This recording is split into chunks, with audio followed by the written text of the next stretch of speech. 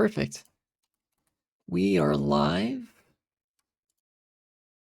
on twitch.tv. Very good, very good. I posted that. That's good. That's great. That's good.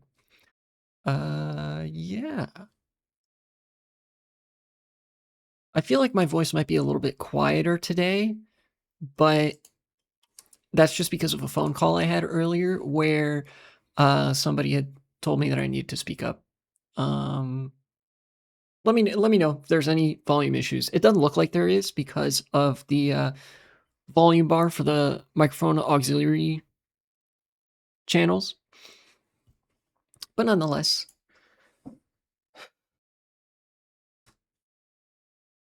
watched the movie. It was okay. Five Nights at Freddy's 2. Yeah, I saw it didn't, like, financially, I saw it didn't have as good of an opening weekend as the first Five Nights at Freddy's, but I was like, okay, I kind of don't care. I have grown to really not care about the financial success of movies unless it's like a good movie did well financially and then it's like, that's great.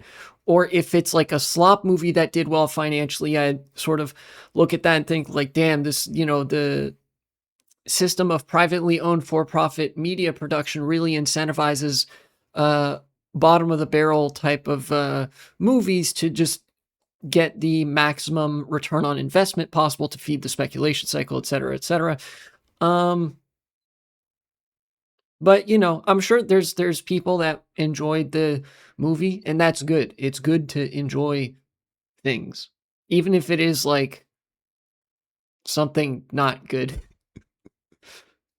Uh, yeah.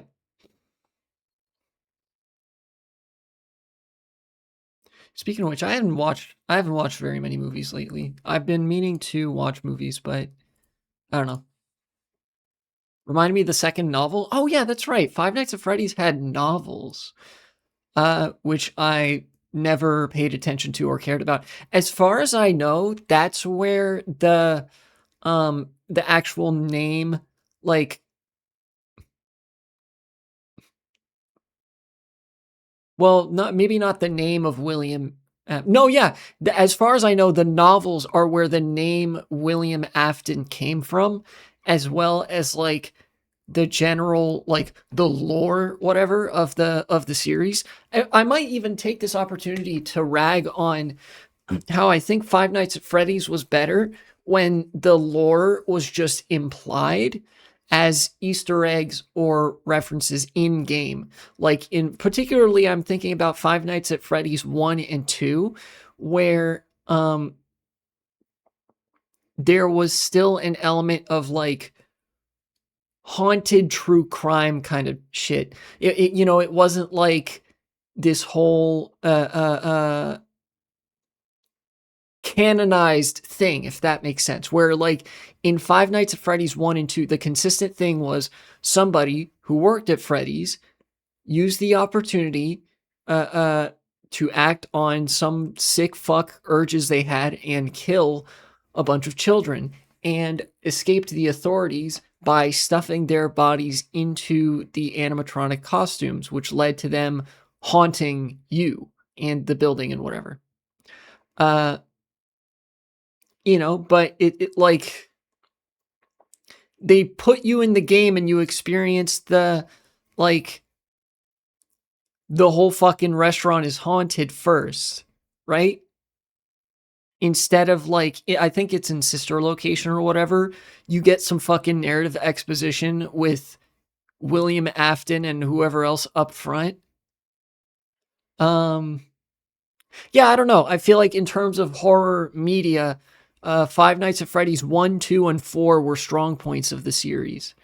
Seriously, especially Five Nights at Freddy's 2 creates a very special anxiety driven kind of horror. Here, hold on. Let me find the Five Nights at Freddy's 2 office. Yeah, here, look at this. Let's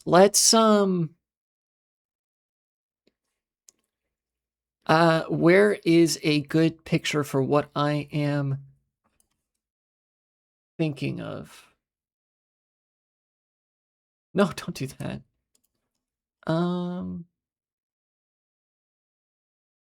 FNAF2 office. Here. This is what I'm thinking of. Let me go to. Oh, look at this. Look at this. How like let me shift position there. This is so like anxiety inducing, especially because in Five Nights at Freddy's 1, you had doors. In Five Nights at Freddy's 4, you have doors too that you can close. They're like, nope, you're not allowed in there. And then Five Nights at Freddy's 2, your office is completely open. There's no like it obviously doesn't make sense from the perspective of a security office in a real restaurant. I assure you, no fucking restaurant in the world has a security office that you can just walk into and there's no door and it's just like a giant open fucking window like entrance next to the party rooms, mind you, because it's supposed to be like a Chuck E. Cheese or something, or like an Ultra Zone type of thing, except without the laser tag. And something like sets me off when there is like 3 unobstructed means of entry into your like space here, where hostile threats like Foxy, FNAF2 jumpscare.wav, great, thank you, can just like mosey on in, or in Foxy's case, charge you at 25 miles an hour. You know, I feel like this is a kind of horror unique to Five Nights at Freddy's 2. Obviously, Five Nights at Freddy's 1, it's like, holy shit, I'm being haunted by like childhood fun restaurant characters. This place is grungy and run down and like everything fucking barely works. And then Five Nights at Freddy's 4 is like just fucking horrifying because you're a tiny little kid and the animatronics are even bigger than they normally are. So and all you have is a flashlight. That's the only thing you have. You know, there's a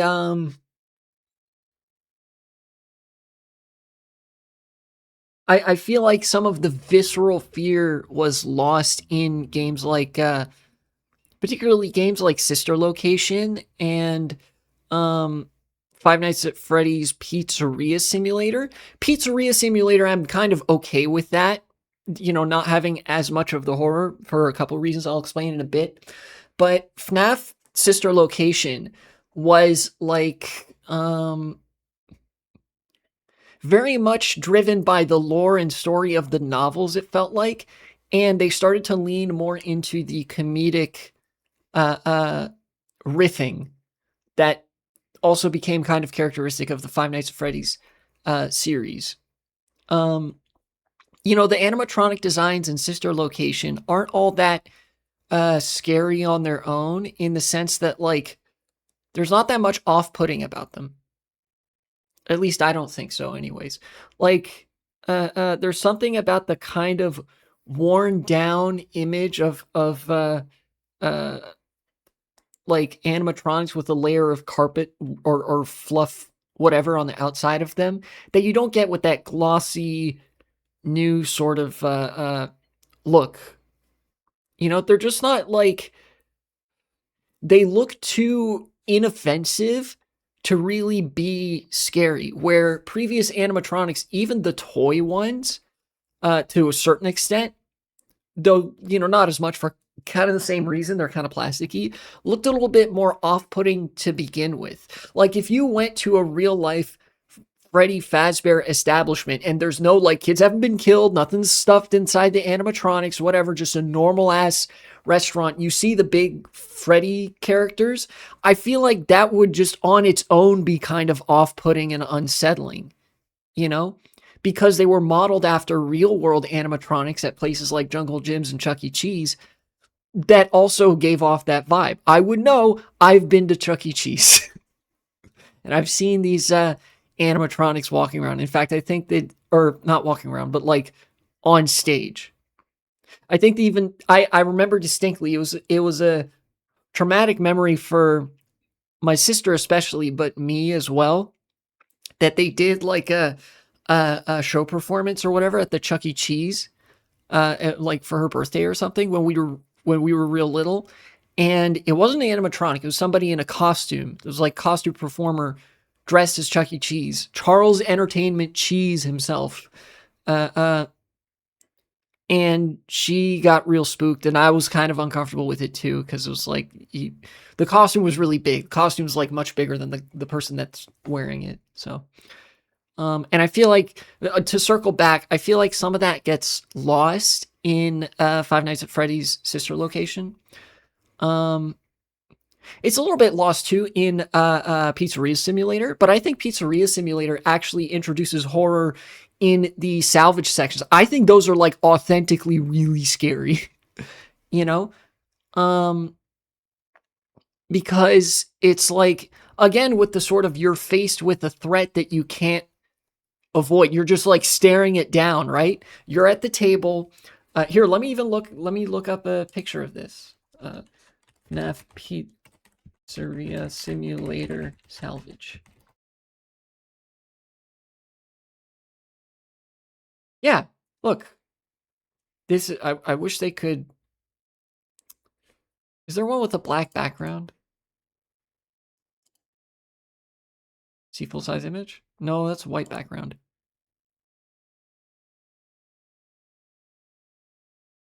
Being powerless to stop a fight. That's just like sounds just like existing. Yeah, it's supposed to mimic some of the like disempowering feelings that you have in real life. Where is? It's kind of difficult for me to find the image I'm thinking of. Okay, here we go. Here's kind of what I'm thinking of. This one works well with Circus Baby here.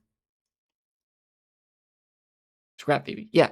See, it's like you're sitting at a table across from these animatronics that have been established in the series to fucking jump at you, and there's literally a single overhead light source in a dark room casting like all sorts of shadows. This is probably, I think this is what makes it like what makes this partly so scary, and what makes some of the animatronics in Sister Location not as scary. This is the same animatronic from Sister Location, but it's way scarier here because the new sheen and well lit stage lighting is gone.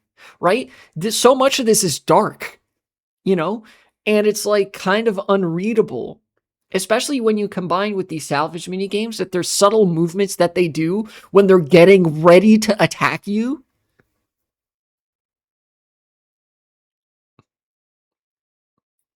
This is scary to me. Like, you sit me down at a table, get me the fuck out of here, right? Like, nope, I don't want to salvage that shit. Bye, you know.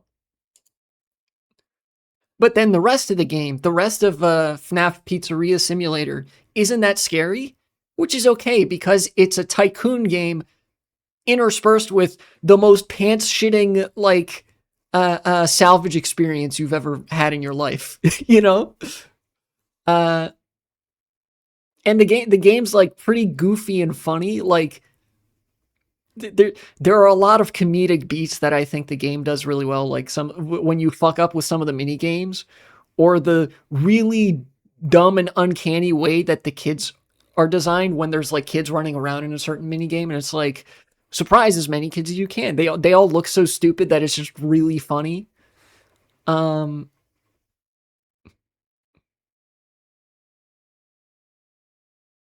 I don't know. I think the combination of those two things make it a pretty good game, and it's why I'm not as upset at FNAF Pizzeria Simulator, or upset. It's why I don't critique it as much, or I don't have as much critique for it for not being scary. Because for one, there's parts of it, the parts that are trying to be scary are pretty damn scary. But then the parts that aren't scary, they're like they weren't trying to be scary. I think with Sister Location, it's like it tries to be scary and doesn't do all that good of a job.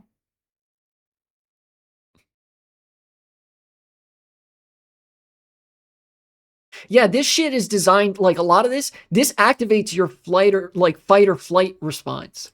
This shit, looking at this shit is some like fight or flight shit. You just feel like it's designed psychologically to make you profoundly uncomfortable.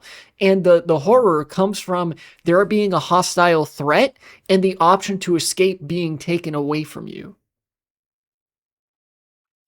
You know, which kind of isn't as present in Sister Location, in that the threat that you are faced with feels more artificial and less hostile.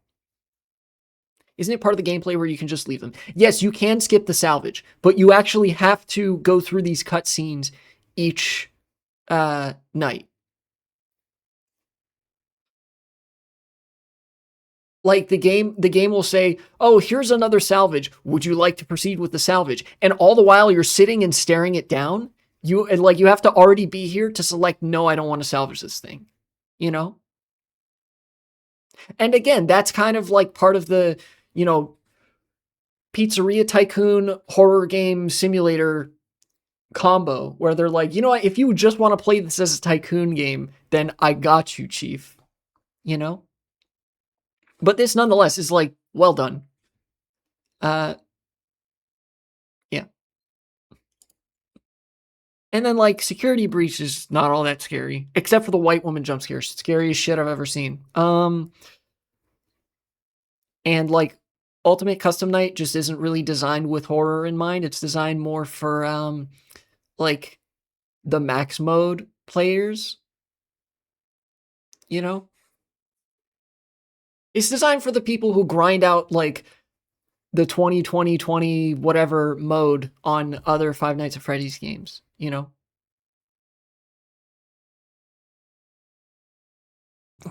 And then whenever I think of Security Breach, I only ever think of the clip of Markiplier where he's like, "Gregory, why do you get no bitches?" God, I love Markiplier. That was so funny how a lot of people were surprised that people don't play the game sometimes. What, like that people skip the salvage section? Security Breach is still pretty funny. Have you ever heard of Among Us, Gregory? It feels like, in some ways, it feels like the humor was started, like it was initially unintentional, but people, like, somebody realized pretty quick how silly Freddy sounded and just doubled down on that repeatedly. uh. Oh, you're saying a lot of fans don't play the games, and I'm surprised people are surprised by that. Yeah, it's, I mean, Five Nights at Freddy's is a horror franchise, and, like, I don't do well with horror games. So I never played the Freddy's games. I own Five Nights at Freddy's 1 and 2. I might play those on stream someday if you guys promise. Okay. If you guys promise to try to get some extra people in here, get people from, you know, other places that you know, people that you know from around the internet, whatever, to annoy me to play Five Nights at Freddy's, I'll play Five Nights at Freddy's. I know for a fact the average person doesn't want to deal with the gameplay mechanics of Five Nights at Freddy's 4. Oh yeah, that for me, separate objective. Five Nights at Freddy's 4 is like pants-shittingly scary, and I have some auditory sensitivities too. Having to turn the volume up for a game like that is not going to be kind on my senses. uh, but yes, if you guys like, I've been a fan of Five Nights at Freddy's for a long time. More of a casual fan. I'm not a huge fan of the like all the lore type shit, game theory moment. But if you guys want to pester me into playing Five Nights at Freddy's, you should do it. You should go get more people to watch the stream and pester me into playing Five Nights at Freddy's. Yeah, hot take. The average person does not want suffering. I will suffer, but I need ample camaraderie with chat so I can feel like I'm suffering with many other people. Uh, and I know people love watching the streamer suffer for content, and I'm willing to do that, but like, you guys have to be willing to watch. So that's my trade offer. You receive entertainment watching the live streamer suffer playing a horror game that they don't usually play. I receive more viewers on twitch.tv type shit. Anyways, this all I've all went on that like spiel because you mentioned the Five Nights at Freddy's 2 movie that just came out, and I wanted to talk a little bit about Five Nights at Freddy's, uh, and how sometimes it's scary and sometimes it's not, and other times it's like pretty funny too. You know? Yeah.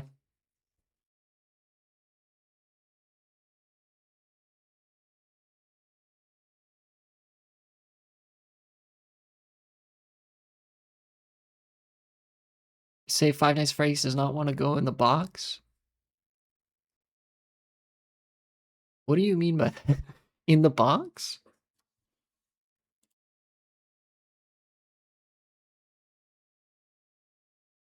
Does not like labels. Oh, okay. Well, I mean, it is horror. It kind of spawned a new label of mascot horror, like a subgenre of horror inspired by like Chuck E. Cheese characters. But um, there is such a thing as horror comedy, like that exists. Uh, uh, as horror trends into camp territory, sometimes it'll lean into the camp in ways that are like pretty funny. Um, one there's a movie that actually does both really well. Called Tucker and Dale versus Evil. It's like I think it's like part of the Final Destination universe where the plot is like, oh, it's the fucking thing where a bunch of teenagers go into the woods and they get killed one by one by these crazed killer rednecks who are all intimidating looking. But the rednecks are actually just two really like kindly southern guys who are like autistic about living in the woods and have a nice cabin, and everybody just has the worst fucking luck imaginable. And it's like from the outside perspective it's comedy, and from the inside perspective it's horror. But then there's an additional dynamic with one of the people in like the group of quote unquote teenagers, it's like Hollywood teenager shit where they're all 30, is like actually evil and like insane and trying to set all this up. And from the outside perspective, that's horrifying. But from the inside perspective, it's like they don't know, right? And so that's horror comedy.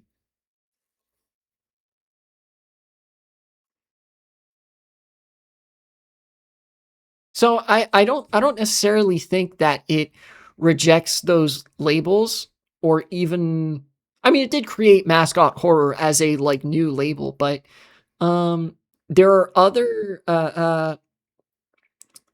other media projects and works of art that have done sort of conceptually similar things. Not to say that Tucker and Dale versus Evil is literally FNAF 6, but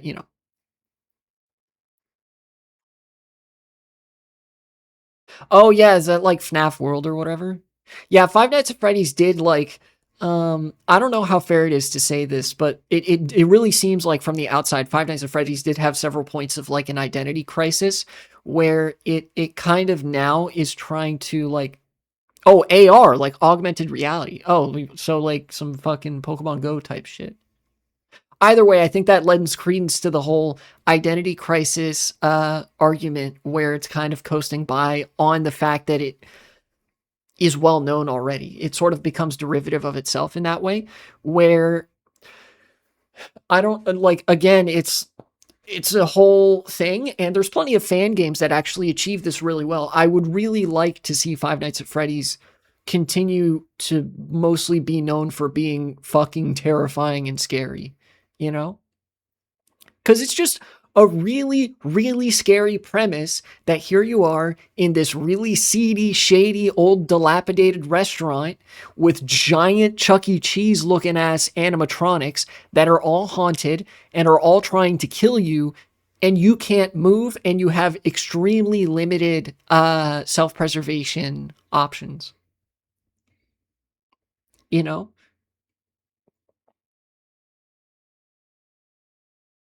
Of course, we make some exceptions for like how that formula can be changed with stuff like I'm like FNAF 4 did this so well, and you're obviously not in the restaurant in that game. You're in the kid's bedroom or something.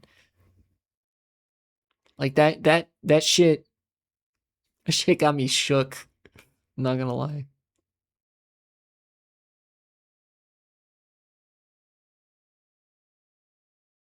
Um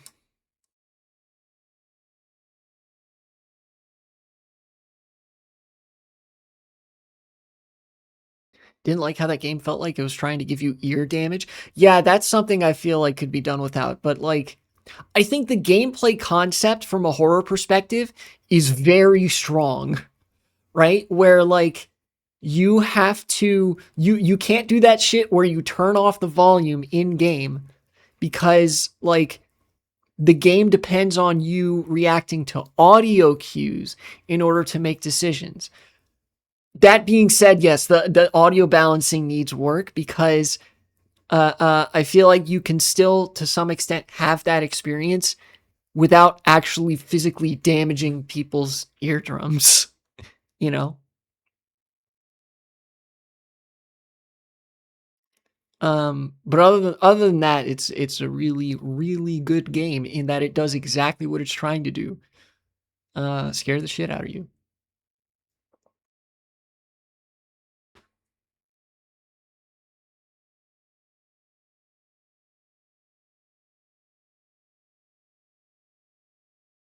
Sorry about that. Now what? What was I gonna? Oh yeah, yeah.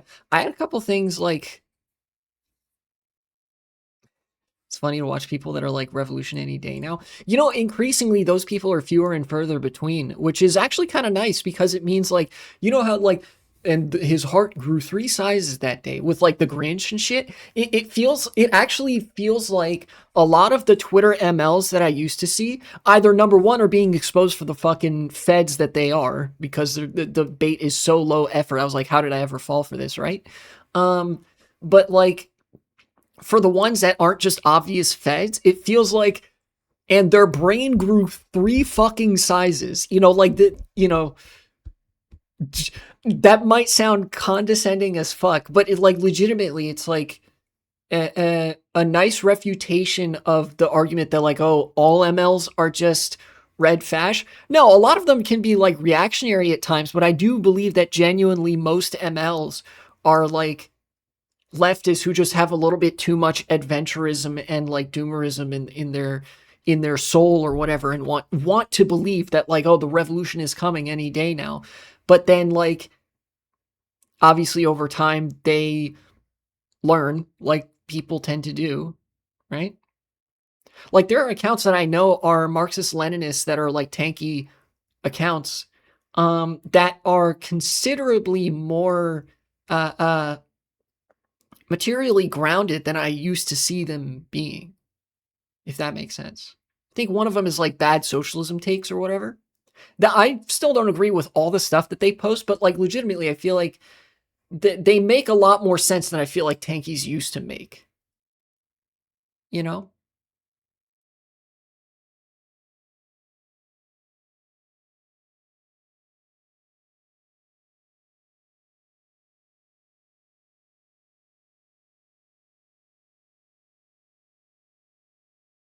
Um.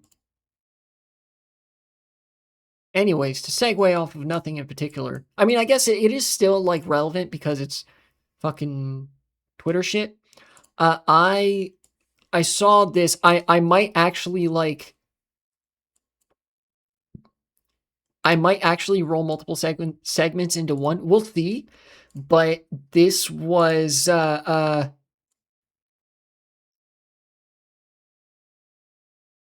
it was kind of like, oh wow, welcome to the fucking American century of humiliation. Um remember seeing this one video where someone said revolution's not happening in the perceivable future and they got called liberal? Yeah, sure.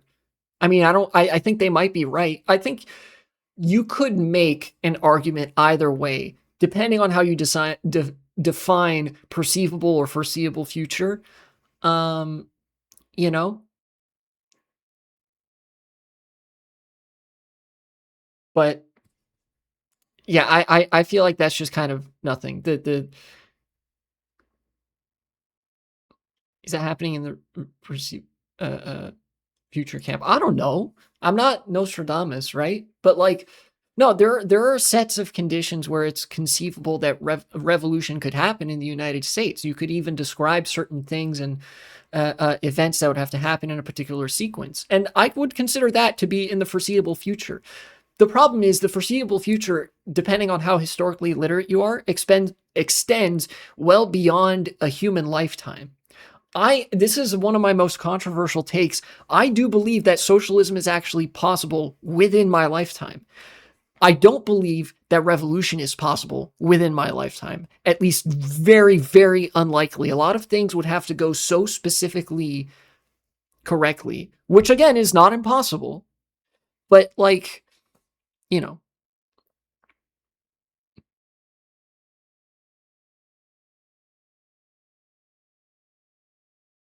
type shit. Anyway, uh uh American century of humiliation is upon us, by which I mean um everybody is in debt all the time. This is a thread I saw and wanted to go through, partially because I actually disagree with some of the things that they say, not with their descriptive, you know, analysis. Like they're taking these data points from economic metrics that we know for sure. Some might say we live in a debt society. David Graeber mentioned debt the first 5,000 years plus 2,000 years. It's fucking the year 2025. Pirate politics, David Graeber mentioned. Anyway, breakdown of Black Friday data tells us here. Hold on. What are they? Okay, they're pulling data from some sources here. Okay. Breakdown of Black Friday data. Consumer is weakening. I'm assuming this means consumer spending. Consumer spending is weakening. 95% of sales volume was financed. Sales volume means anything that was bought or sold. 95% by money amount of every single purchase made in America on Black Friday was financed, which means they didn't buy that shit with money. They bought it with debt. They bought it on credit. 67% of that intends not to pay it off within 30 days. Roughly $1 billion was spent using buy now, pay later models, which are the worst kind of debt. This is true. This points to a really unhealthy economy. Also true. This is actually like unprecedented. As far as this number, 95% of sales volume being financed, really fucking disastrously bad, but I don't know if this is unprecedented, especially because of the degree to which credit and credit cards have been normalized in the United States. Shit, I was like trying to apply for certain healthcare parameters earlier today, and I legitimately had to go through so much more administrative red tape because I didn't have a credit card and haven't taken a loan. Legitimately, because I am not adequately indebted, I'm not adequately in debt. There's no social credit score for a health insurance company to look at and scrutinize me with. So they were like, yeah, we're just not going to verify your identity because you're not adequately indebted. I did end up getting it sorted out. You know, God bless the lady on the customer service line who helped me out with that. You know, I was able to provide other identifying documents and whatever to get my identity manually verified. But the fucking default option that I had to go through hoops to get around was that you basically submit it like financial humiliation ritual. Like, please trust me. Please, I'm so good at going into debt and then being responsible and paying it back to the masters. Please let me have healthcare. Yeah, like legitimately, you have not adequately fucking drank the debt economy Kool-Aid, so you don't get to apply for health insurance. Uh, uh, Luckily, they can't. I don't think they can actually legally do that. So there is obviously a way to uh, uh, apply for this sort of stuff without having a credit score or a credit profile, as they call it. But nonetheless, all that to say, this is bad, but as far as I know, not unprecedented. This is unprecedented. It's okay. I think they point this out later, but it's important to note 67% of this, the like sales volume being financed, whatever, people who are going into debt, 67% of them intend not to pay it off in 30 days. For those of you who know how credit scores work, you are incentivized to go into debt. You are disincentivized from not taking on debt at all. You are incentivized to use your credit card, go into debt to purchase something, and then pay off that debt immediately, or at least before the end of the month, or within a 30-day period. Because after a 30-day period, interest starts accruing on the loan, the micro loan that you have taken to purchase a certain thing.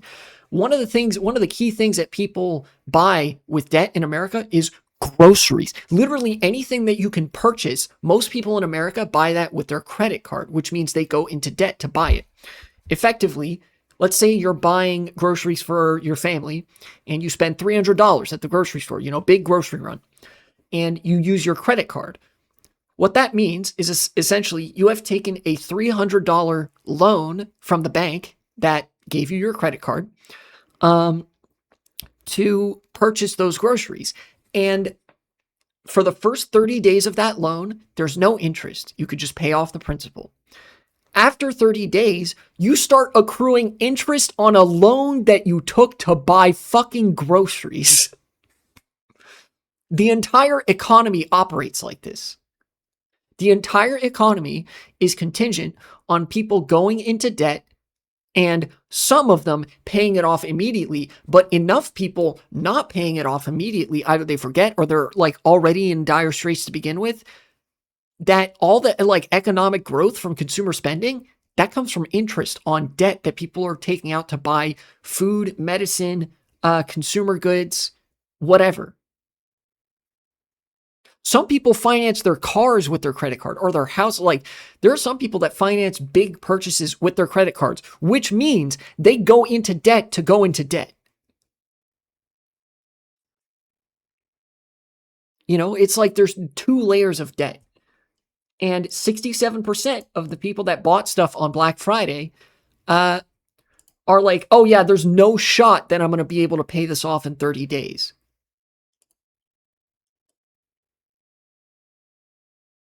This is just people who for sure aren't going to pay it off in 30 days. More people than this are actually not going to pay it off in 30 days. Because there are some people that are like, yeah, I could probably pay that off in 30 days, who might not be able to. Financial circumstances could change at a moment's notice.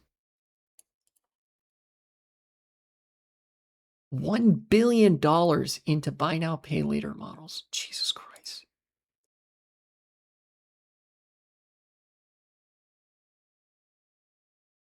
This is where I disagree with this guy. These questions keep coming up in the comments, so quick fire context.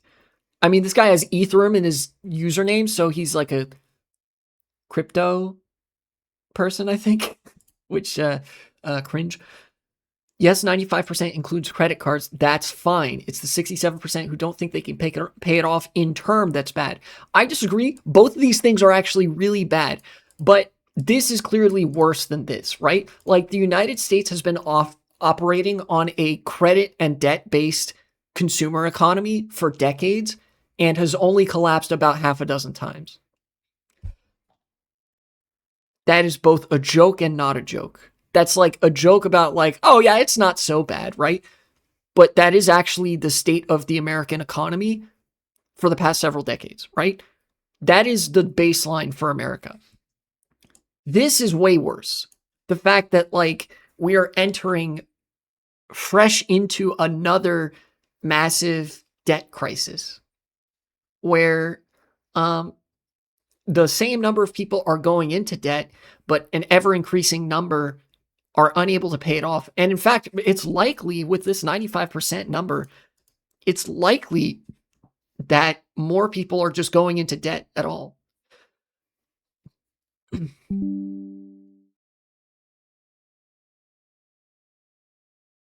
Debt is so common. If you don't have debt, society gives you a weird look. Yeah, or they don't let you have like health insurance.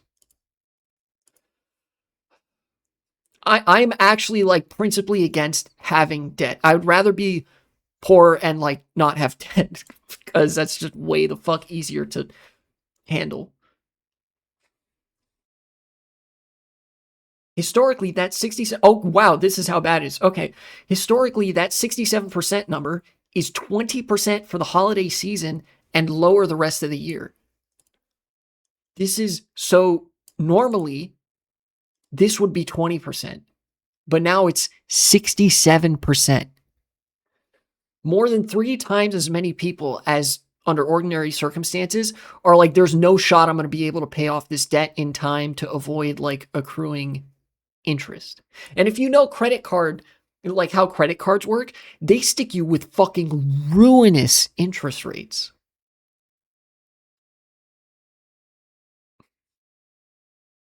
This data does not include in-store financing offers like 0 interest for X months, nor store-specific credit cards or partnerships that offer that specialty financing. So this is like, yeah, there's even more debt than this out there because some stores are like, we won't charge you interest. This data does not count Visa debit cards as financing, which makes sense because a debit card is just you drawing money directly from a checking account. So that's like, actually, wait, no, hold on.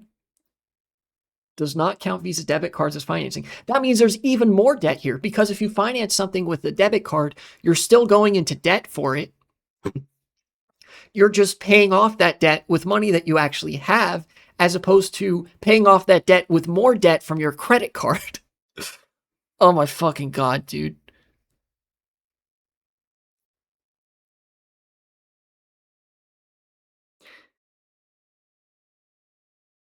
And yes, I'm glad you're super responsible, pay off your card and get points, but most consumers are not. That's why credit card companies make money. Yeah, a lot of people apparently responded to this with, well, I pay off my credit card every month, dickhead. Because, like, your average person, and especially your average Twitter user, even more so, has the fucking intelligence and memory span of a goldfish or worse. And to them, they hear like, oh, wow, everybody's fucking going through it. And they're like, well, I didn't go through it on my trip to the store yesterday. So obviously that means that you're wrong and there's no economic problem. I'm dead serious. Most people think like this.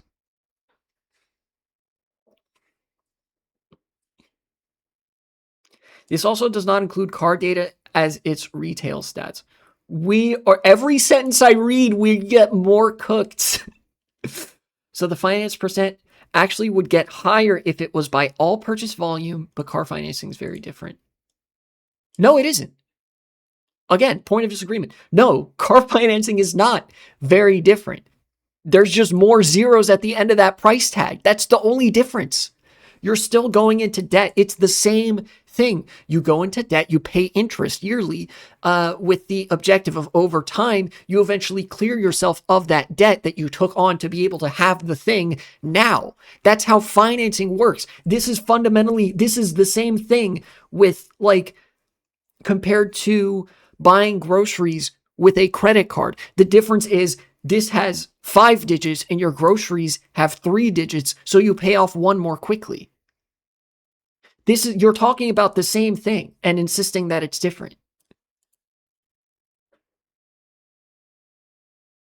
Again, I don't want to get like mad. I'm not trying to get mad at this guy specifically, right? Because like obviously there's an agreement at the core of this, like, holy shit, this is a debt crisis and the economy is shitting itself and this is really bad. And I feel like I want to highlight that more than anything, but there are some things that I would consider failures of analysis here. But you know, everybody has those.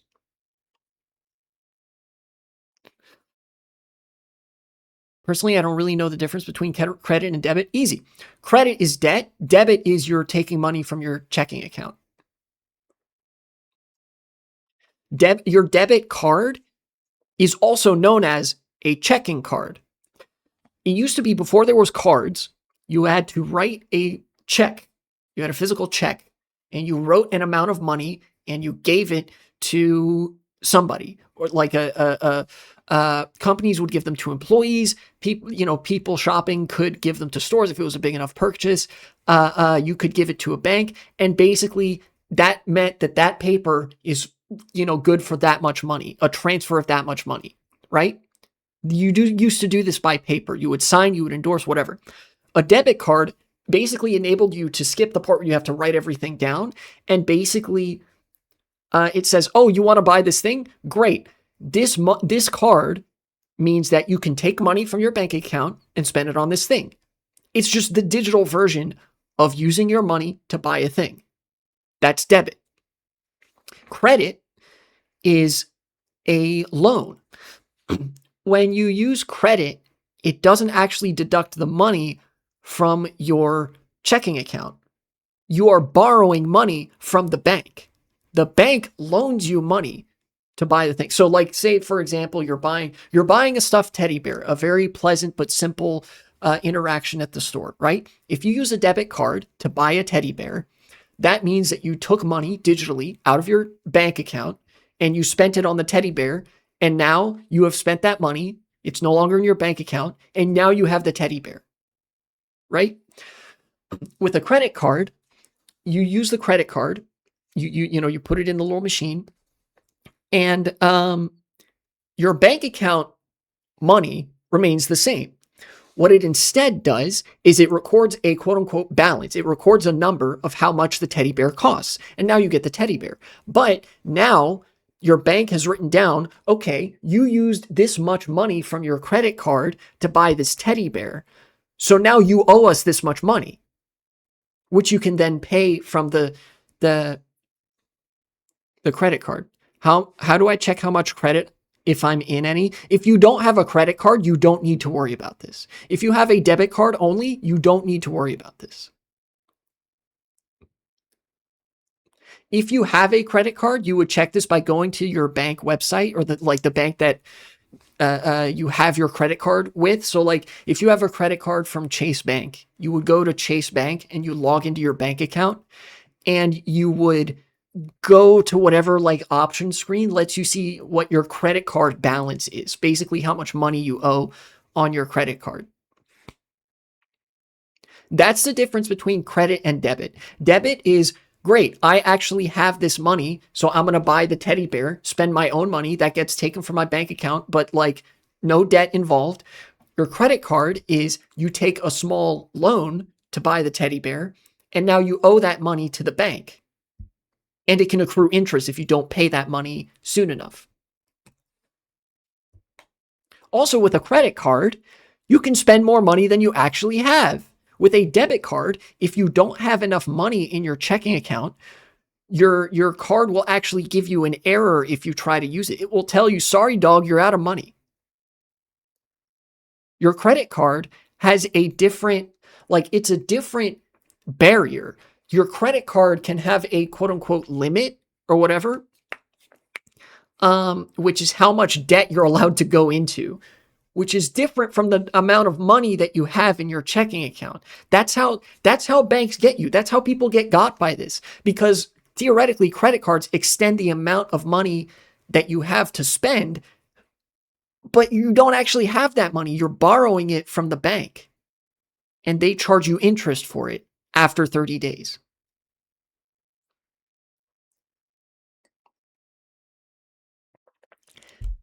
That's why the widespread use of credit cards in and of itself is a bad thing for an economy of scale and for the finances of the people who use credit cards, because it normalizes going into debt, and it is a necessarily financially predatory exchange. Is it possible to like use a credit card responsibly and like avoid accruing interest? Yeah, sure. There are people that do that.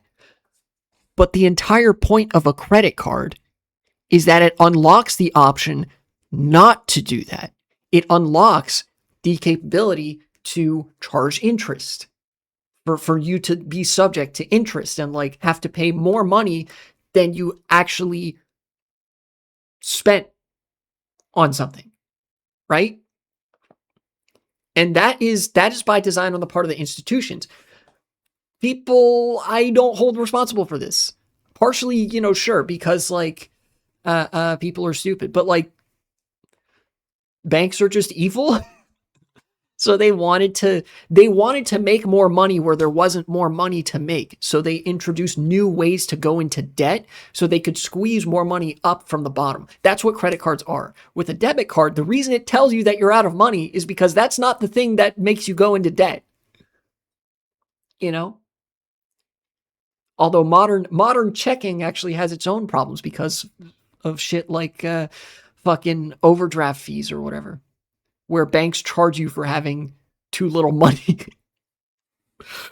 Oh, man. Anyways, that's different. Sorry. Long ass rant. That's the difference between credit and debit. Debit is actually your money. Credit is your borrowing money from the bank. That's not your money. You're going into debt. Let's continue with this thread here. I think this is the last post, it looks like. For those complaining about what do you mean 67% was 20% normally? No, Grok. Grok will point out that so there's a like discrepancy. Some portion of those obviously expected to be able to. The 20% is the number who normally self-report in surveys that they expect not to. Yeah, so this is the percentage of people who are saying, no shot am I going to be able to pay this off. And people were misinterpreting that as the number of people who actually don't pay off their debt, which is higher than the people who know for sure that they're not going to be able to pay off their debt. Yeah, the self-reported number is frequently lower than the normal outcome.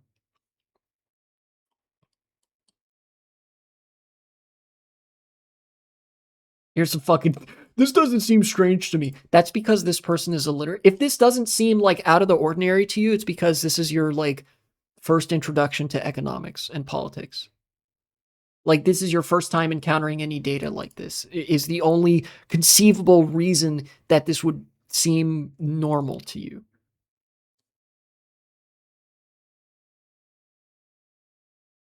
It's not good.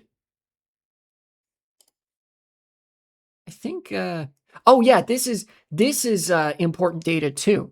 Notable Black Friday sales data shows 9.1% increase spent from last year. So people spent more on fewer things. Minus 1% total item volume. That means amount of things purchased in terms of like the quantity of items, right? So like you have 100 more billion like what? Welcome back, Avery Lopez. Why did oh,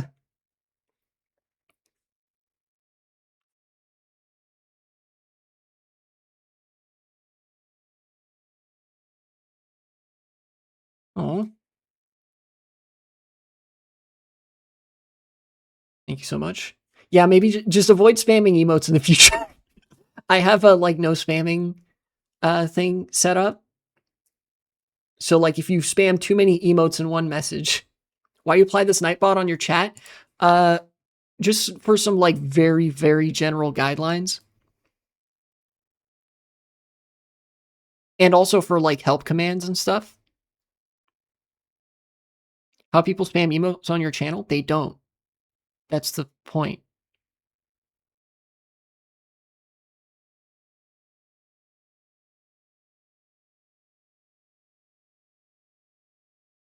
I could change that at some point, I guess.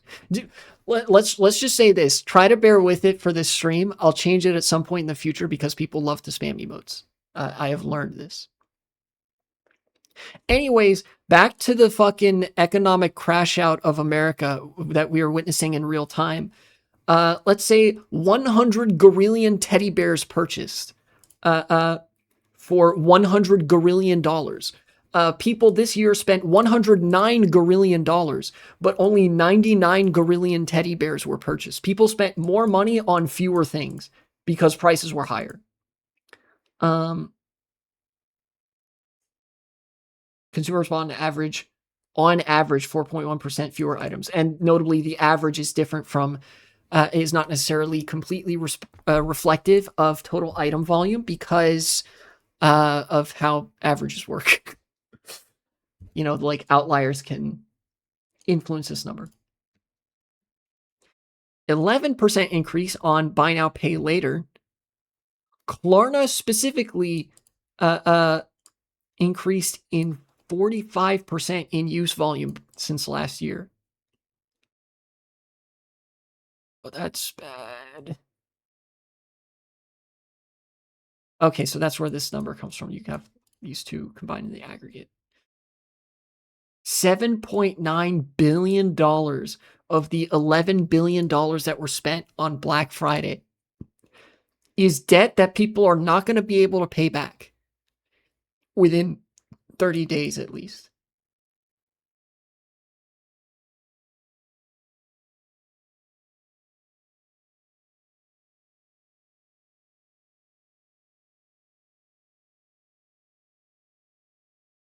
This is really bad. I don't know how else to say it.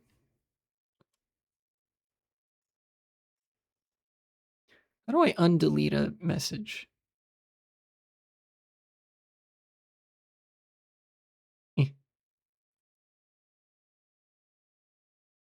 Where are your emotes?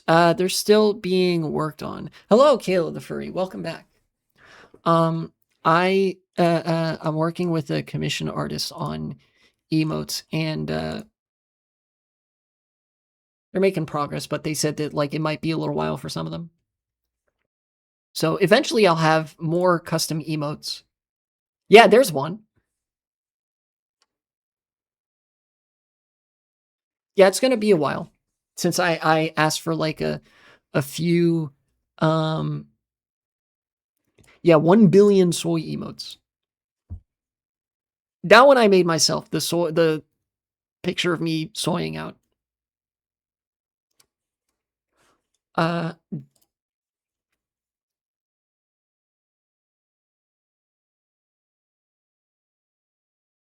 So this is only like, I'm shocked because this overlay is not customized. Stop fucking judging this overlay. It looks great, and I'm very happy with how it turned out from the artists that I worked with. This is not a customized emote. I'm aware.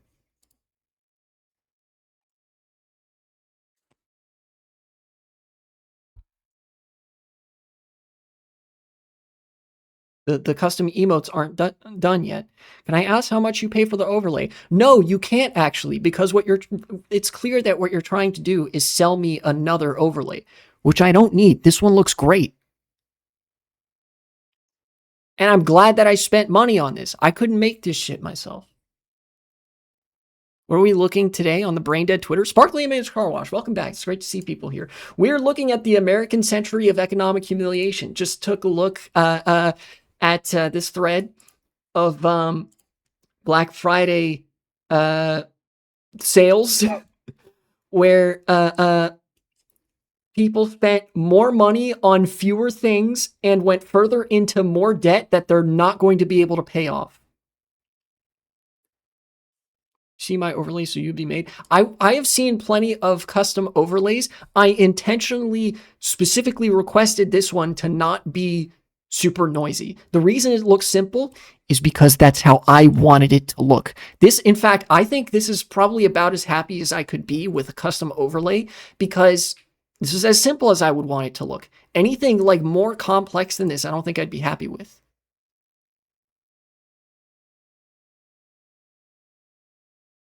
And I'm not going to pay you to make an overlay when I already paid somebody to make an overlay that I'm using right now that I'm very happy with. All right?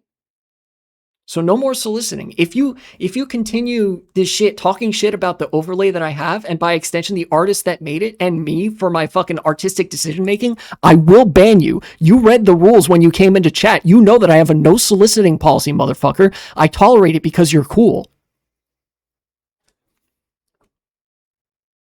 Can we work on other work as well? No, I don't have anything else I'm interested in right now. I did the overlay. I'm currently working with another commission artist on emotes. That's all I'm interested in at the moment. So the answer is no. And if you know how marketing works and how sales works, you will take no for an answer. Thank you. I'm going to send 1 trillion volts of electricity into your mouse, computer mouse, and your phone right now. If you need me, message me. No problem.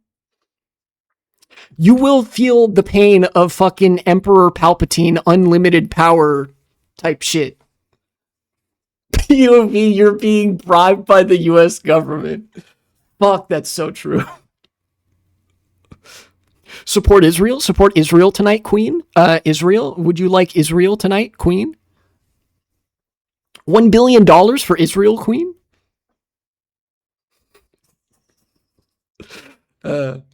Okay. We're having too much fun. We're having too much fun. I need to get back to economic doom and destruction and suffering because that's what the people want. And by the people, I mean me. To my knowledge, people don't actually want that. That's what makes it economic doom and destruction and suffering. I wanted to, as it like an addendum to this, talk about what was it? Kalshi CNN partnership. Yeah, okay. I'm gonna. God, you know shit is bad when I'm like trying to go to Twitter for this. Holy shit, it doesn't even come up there. Great, they're still suppressing the results. All right, I'm just gonna have to free ball it for this one. Okay, fuck it, we ball. New Klarna type shit just got announced. I made a video about Klarna, how Klarna and DoorDash were partnering to make your food orders into a debt trap. Thank you. You can now finance your pizza for 4 easy interest-free payments of $10, resulting in overpriced pizza that you had to go into debt for, which is bad in every fucking respect possible.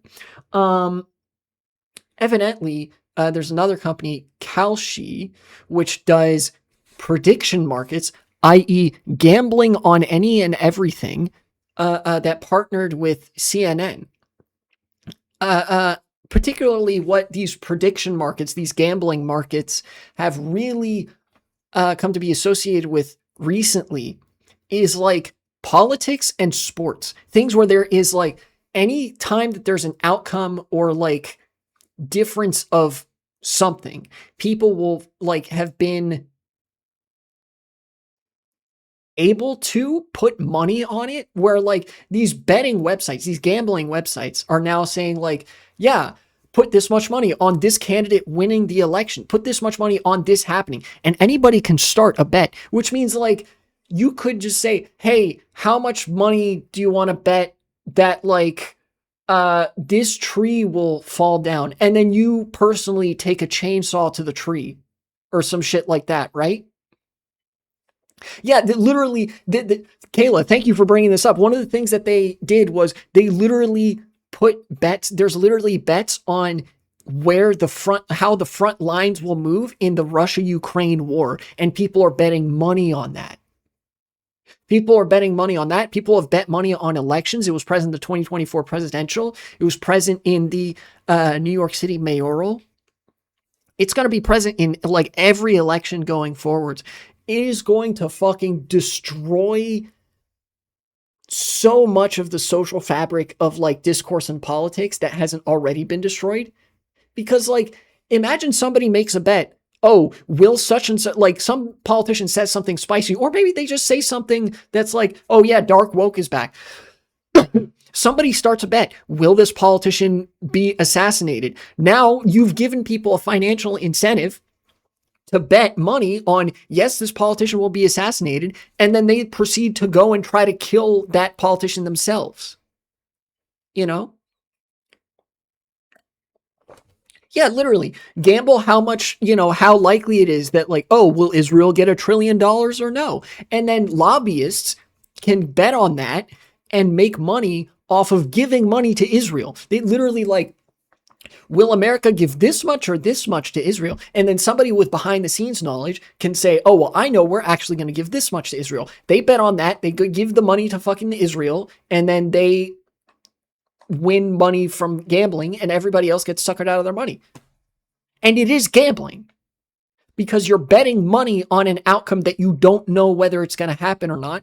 And if you do know if it's going to happen, that's called insider trading.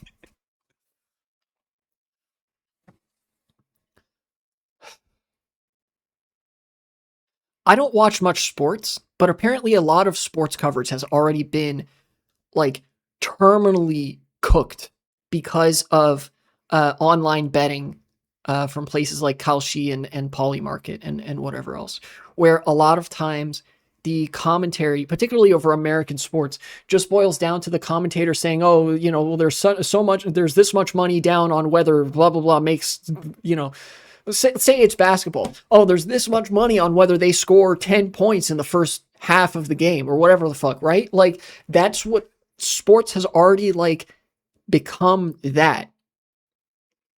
And it's getting worse, right? Gambling is a real addiction. It's deadlier than a lot of other addictions, you know? It certainly has more grave financial consequences because the thing you're addicted to is losing money. If you're, a gambling addict. I hate the EU, but now I love the EU. Yeah, one of the respects where Europe probably actually does have it, like, significantly better than America. It's like, I've said that, like, I hate this country, but I love this country, but I hate this country. I hate the EU, but I love the EU, but I hate the EU, but I love the EU sometimes.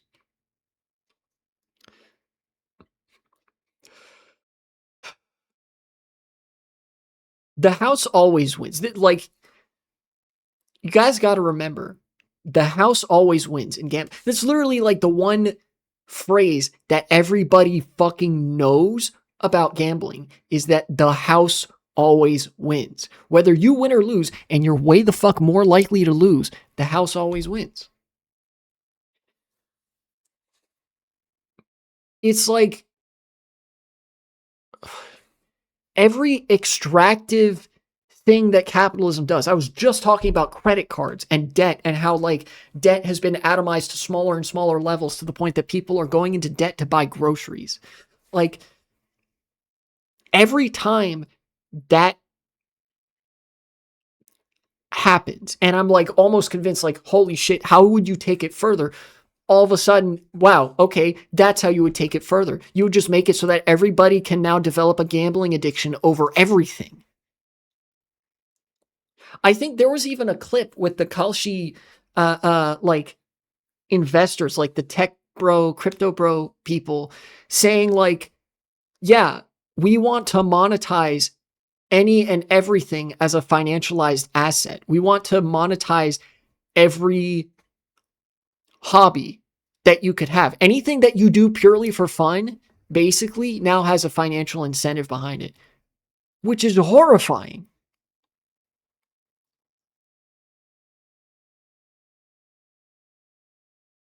Like when I love China, when libs talk about it. I hate China when Marxists talk about it. Yeah, like, it's the reason, okay, part of the reason that I usually will say good things about China in juxtaposition to America is because the loudest voices I hear talking about China are liberals who fucking hate China for shit that America does. Social credit. Oh my God, state surveillance. What if they decide that you're not compliant enough so you can't get health insurance? All of these are things that America does. So I was like, dog, the calls are coming from inside the house. You know, if you win too much, they literally kick you out. Is that true? Credit score equals social credit? Yes. You'd be surprised how hard it is for liberals to understand that.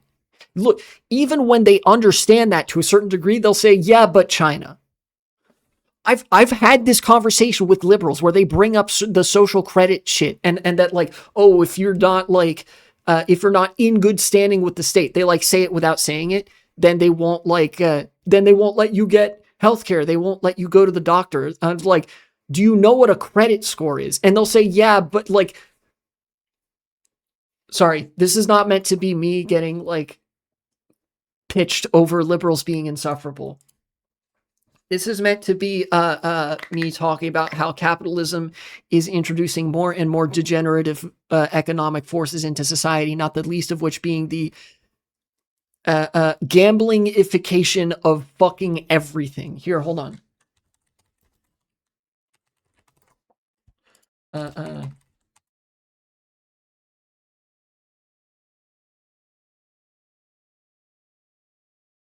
is this the clip?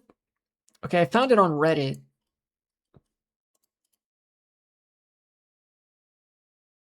You know what? Kotaku.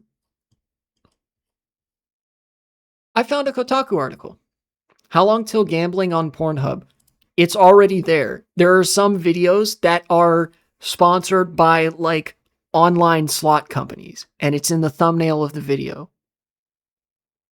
It's already there.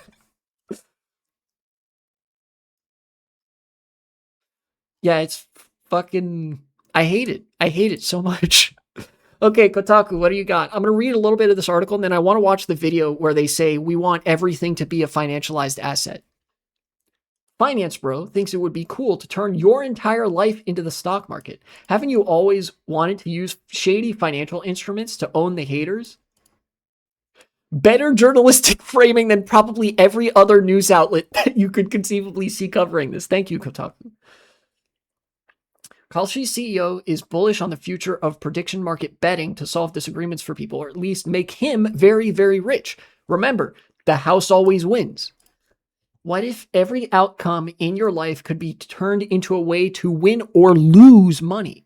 Imagine your very existence has been gamified into a gambling roguelike. The long-term vision is to financialize everything and create a tradable asset out of any difference in opinion. Tariq Mansour said in last month's Citadel Securities Conference.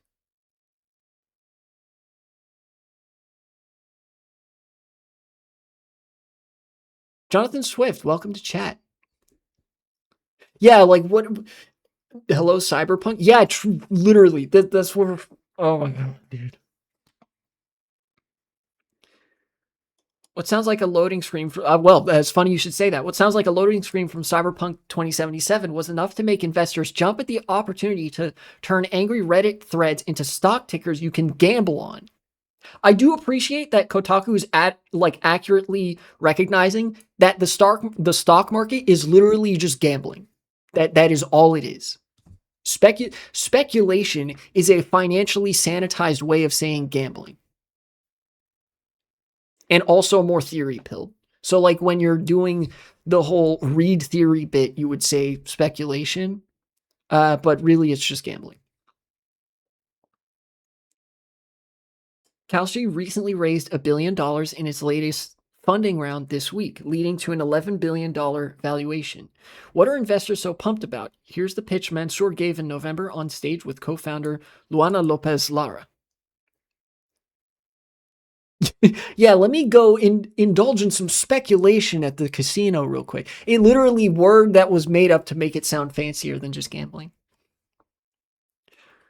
Prediction markets are pretty much already close to $100 billion a year asset class. It's pretty easy to imagine it 10x from here. We haven't even started. It's been a year. I'm getting dumber reading this. I think a very large number of people care, much larger than traditional markets. And I think retail as a pie has just been growing in the US, and I think it's going to keep growing. It's growing in the stock market, it's growing outside the stock market. This is him just saying, yeah, this business model is like making us money.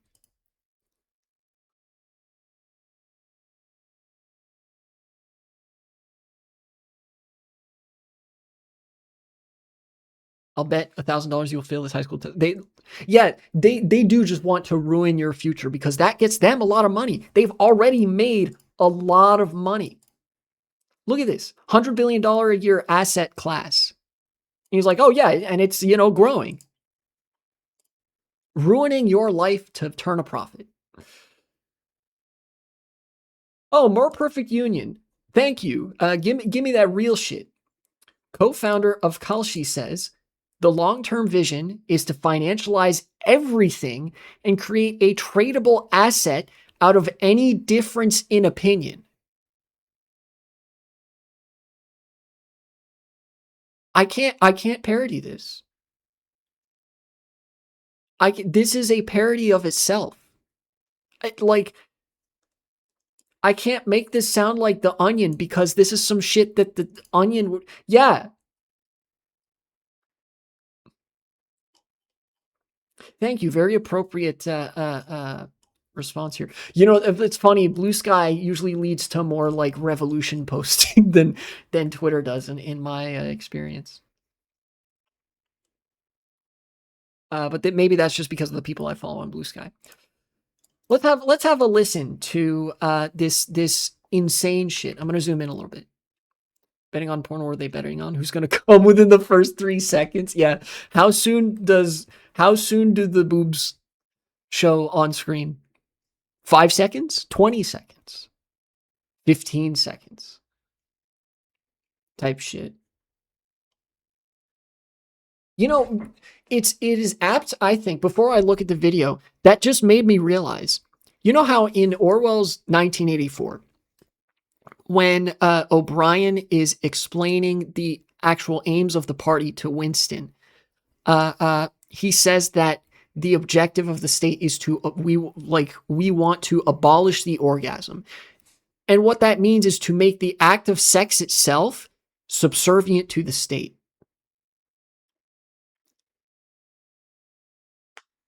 Yeah, it's Orwellian, it's Huxleyan, it's Kafkaesque, all at the same fucking time. It's Orwellian in that with the gambling ads and increasing presence of gambling markets on porn websites, that is them attempting to subsume sex itself bit by bit into capital, right? That is Orwellian. It is Huxleyan in that they are creating new distractions for you to simply jangle keys in front of you. And it is Kafkaesque because this is part of a hopelessly, inhumanly complicated bureaucracy full of red tape that people just put up with because it is so opaque that it provides its own cooling effect to ever changing it or making it better. Or they tried to put military ads in porn. That's funnier and way more literal.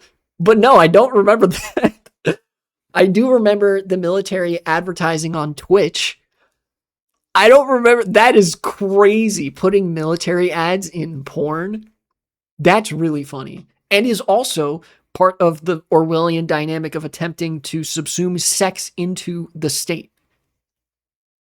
And fundamentally, as consolidation continues, the state and capital become less and less separable, right? The state and capital fundamentally are two sides of the same coin. The same autocratic, unaccountable power that seeks to dominate by any means necessary, will make anybody's life worse in the process, and has some capacity to shoot you or kill you if you try to break from it.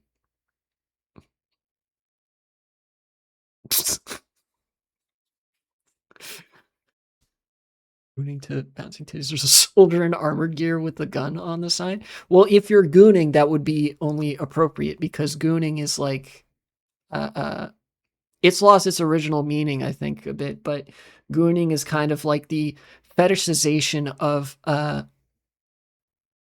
like porn as a brain state. Like, it's kind of hard to explain, but you are sort of Gooning is like when you performatively submit yourself to an imagined hierarchy where you are a bottom bitch. Literally, gooning is the fusion of porn and state worship.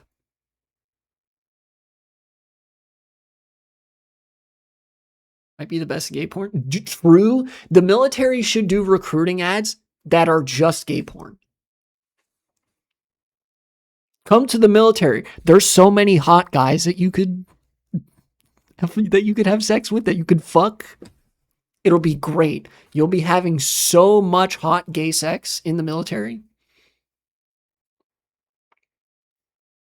Anarchist, anti-AI, ethical gooning. True. Anyways, now that we've talked about gooning, the expression is gooning, Gooning.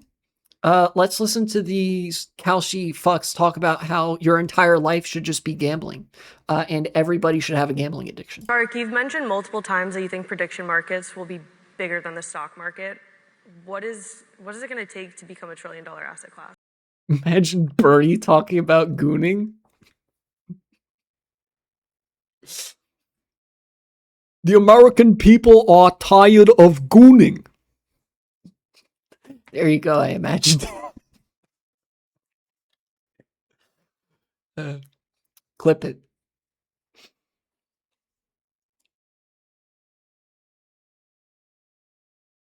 Mark, you've mentioned multiple times that you think prediction markets will be bigger than the stock market. What is it going to take to become $1 trillion asset class? It's pretty much.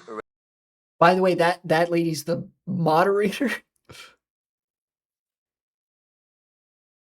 That's true. The American people want to masturbate, not goon. End the gooning. No more gooning. And then Trump's up there like, we can't stop gooning. We're going to goon so much. You're going to be tired of gooning. You're going to say, sir, it's too much gooning. God damn it.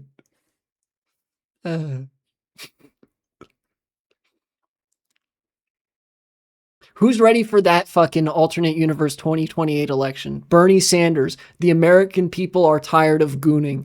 Donald Trump, we have to goon more. I'm ready. I don't know about you personally, but I'm ready. Already like close to 100 billion a year of asset class, right? Like, it's pretty easy to imagine a 10x from here. Like, we haven't even started. It's been a year. I think a very large number of people care, much larger than traditional markets. And I think retail as a pie has just been growing. This is the bit that I read on Kotaku, so I'm not gonna have much to say that I haven't said already. Goon publicans versus mastercrats. True. In the US, and I think it's going to keep growing. It's growing in the stock market. Thank it's you. Growing outside of stock market. The long-term vision is to financialize everything and create a tradable asset out of any difference in opinion. And I think if you do build a general purpose exchange, the long-term side. Let's get that one more time. Vision is to financialize everything and create a tradable asset out of any difference in opinion. And I think if you do build a general Financialize everything. Make a tradable asset out of any difference in opinion.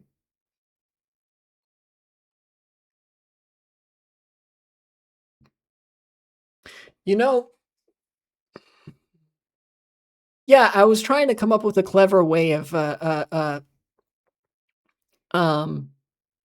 articulating that. If there's ever a good time to look up a, anarchist cookbook tutorial, how to make a pipe bomb, apropos of nothing, now might be a good time for that. General purpose exchange that can resolve differences of opinions on anything, like the TAM is quite massive, quite a bit bigger than the current TAM of the stock market. I think putting aside sort of the retail trading and the institutional trading product, like there's sort of this separate product, which is like, we are living in a world where like we have an abundance of information, but there's a lot of noise, and like we don't really understand what's real from what's. This is not an information product. anarchist praxis might be the only way forward at this point. It's hard. I mean, it's hard for me to determine like what would and wouldn't work in response to stuff like this. I feel like stuff like this, it's kind of hard to respond to because of how much this is just an aggregation of capital interests, right?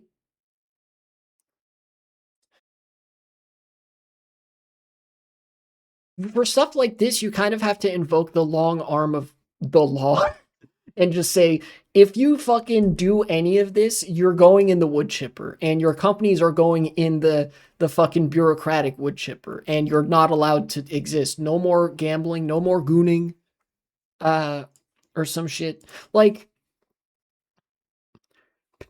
throughout history, when there have been anarchist revolutions and any revolution that usually tends to include anarchists, they usually are a long time coming, and a lot of the worst dystopic elements of the regimes they overthrow started to surface earlier, before a lot of the parallel structures of power and institutions of power and social networks had fully been realized, you know?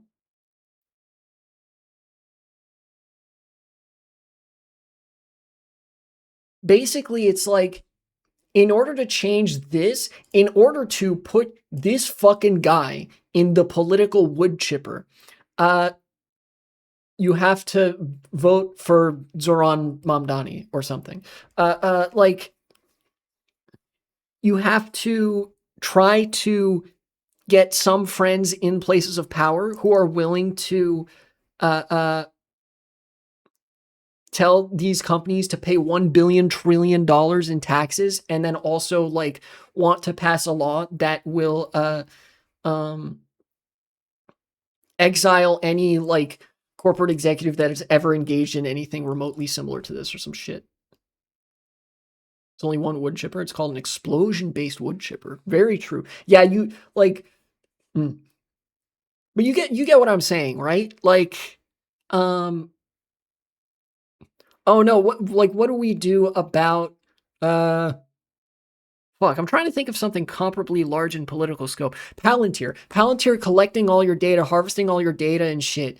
You could be one of those internet anprims, or the digital equivalent of an anprim, and use what is this? Tor browser? Yeah, you could use Tor browser. You could use all the VPNs. You could use ad nauseum, which is something that I use. You could do all of these things personally to try to insulate yourself from that.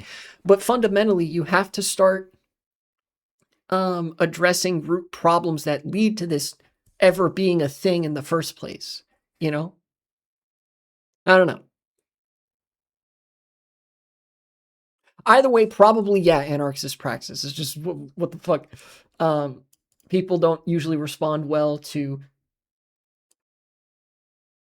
anarchist praxis as a term. So the American mind can only comprehend of liberal and conservative.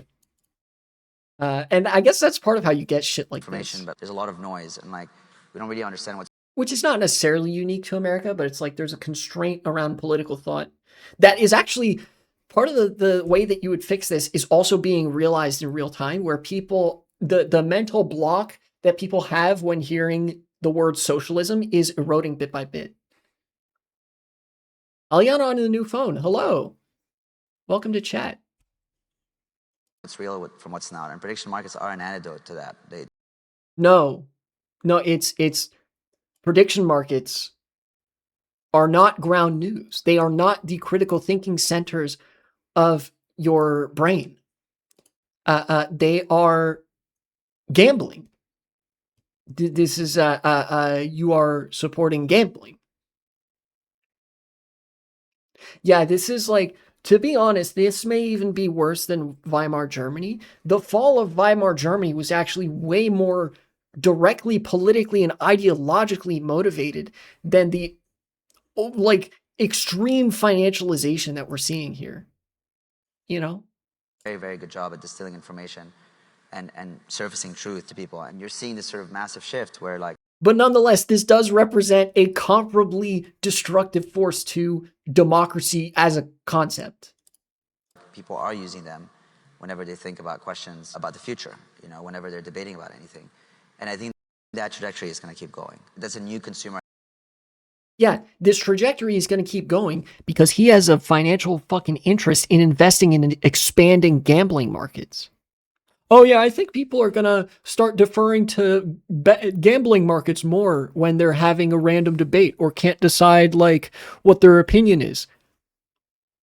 Because he's investing in these fucking websites. This is one of the this is one of the like top financiers of this whole thing. He stands personally to make a lot of money. He is the house. The house always wins.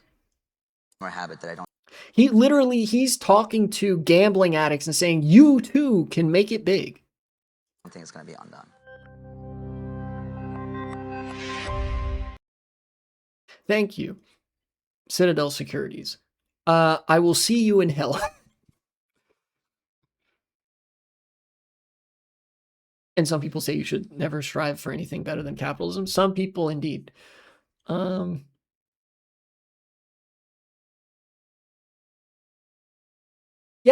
I don't know how to characterize this except for like society destroying evil that is a necessary consequence of the profit incentive demanding new avenues for growth that don't actually exist because infinite growth is not possible in a like finite world, as sophomoric as that sounds. So when you're faced with that contradiction, the demand for infinite growth where infinite growth is not possible, then you find more and more ways to basically divorce the concept of growth economically from what social and economic development would actually entail. Yeah, this and AI are the response to capitalism hitting a wall. Like there are successive walls that capitalism hits of certain market saturations where it's not possible to grow anymore. So they say, okay, there's no more room to grow here. Why don't we just invent like AI? We'll invent AI to start cutting the workforce even more aggressively. That'll get us more money for not having to pay workers. It'll get us more money for not having to pay for artistic licensing or whatever, right? It'll get us more money on this speculative bubble. Basically, this has always been a thing, even when capitalism did have room to contribute to real socioeconomic development. But like increasingly, as these barriers are approached and connected with, where more growth, like in a real sense, isn't actually possible, everything just devolves into speculation and gambling over and over and over again. You know? Literally everything is becoming the fucking tulip futures. Yeah, something about capitalism in decay. This is, by the way, this is a capitalism in decay. You know, any growth that's occurring in the United States is being fueled by data centers, and the new like big financial player in the American economy is gambling markets. No real production is happening here. And when I say production, I don't just mean production of goods, right? Physical production in factories. Services also count. You know, somebody at a hotel check-in counter, somebody who like does maintenance on a building, right? Somebody who is an administrative worker who helps document things at a hospital, right? That is real production. These are essential tasks that need to be carried out in order for things to function, right? You need to, have a record of like how much blood sugar you have in your blood. So, like, you can determine whether you have a risk of diabetes later in life, right? That's important. You need to have a guy that comes by and does maintenance on like an apartment building so that like, somebody's HVAC system doesn't explode, right? That's important. This is the opposite of important.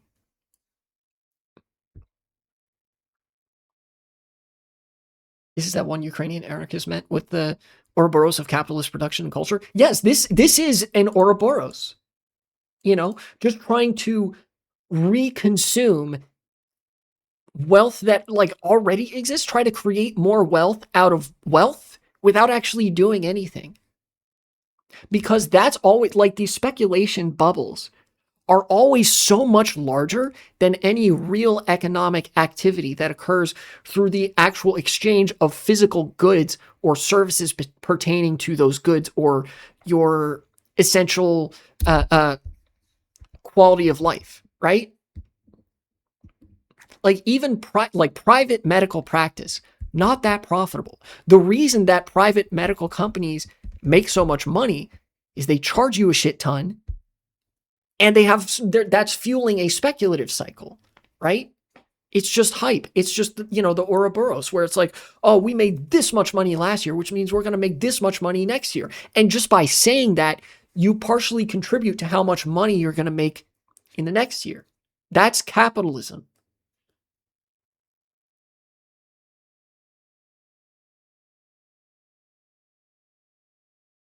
Fuck, man.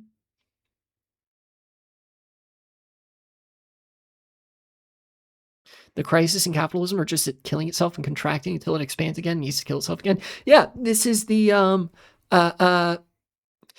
boom bust cycle of capitalism. Tapping the sign. Marx wrote about this, or what is it? Say the line, Bart. Marx wrote about this.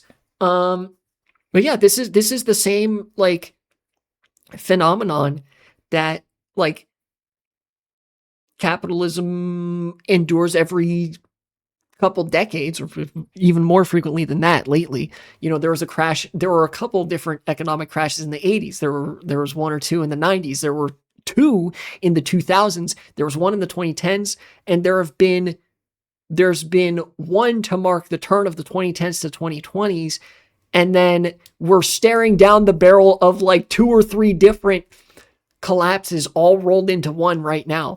It's kind of interesting to see that capitalism demands infinite growth, but that also means that each crisis successively is usually bigger than the last one, with the exception, like a notable standout being the Great Depression, you know? But like it almost seems like with each generational economic crisis, the magnitude of the collapse becomes larger each time, right? Again, the Great Depression being an exception. You think about the crash of 1987, very, benchmark crash. And then the next really big one that people know about, the dot-com bubble. And then you think about 2008 and how the general trend is that these collapses keep getting larger and larger and larger.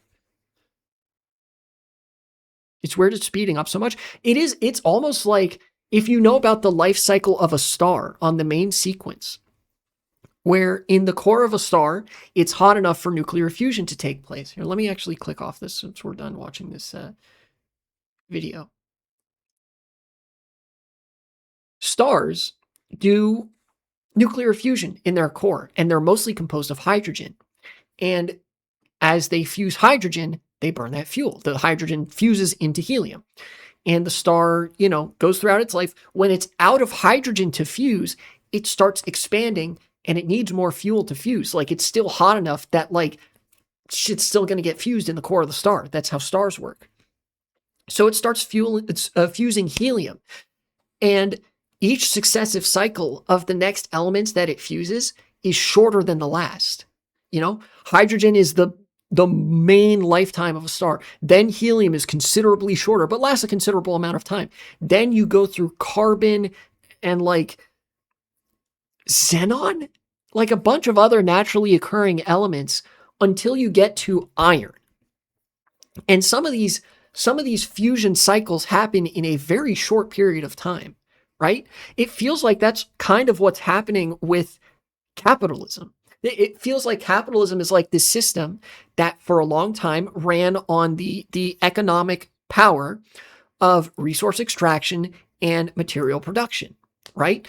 Through an extractive system where, you exploit the land and the workforce in order to produce things of either real or imagined economic value. But then as the potential for that grows more and more stagnant as you basically exhaust the amount of land and resources that you can exploit, the amount of people that you can exploit.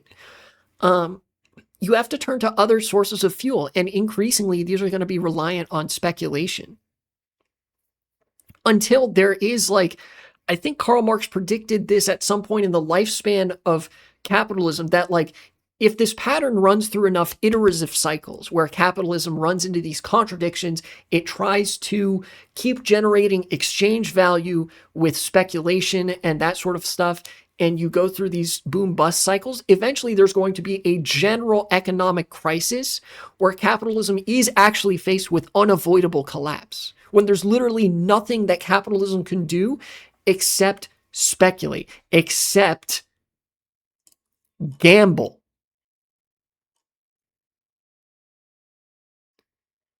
Five-year plan reference? That's true. I have been known to enjoy the 5-year plan from time to time, mostly because there's like a tangible objective with a 5-year plan. It's like, okay, we need to address this. We're going to do this. We're going to plan our economy around addressing this.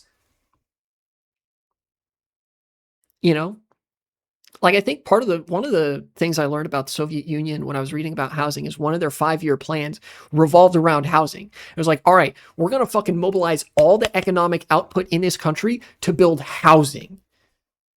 And they did that. And I was like, damn, that's actually kind of a cool idea. Cool idea. Um, Again, I'm not Nostradamus, and neither was Karl Marx. So I don't know if this is the inevitable heat death of capitalism or whatever the fuck that we're staring down the barrel of.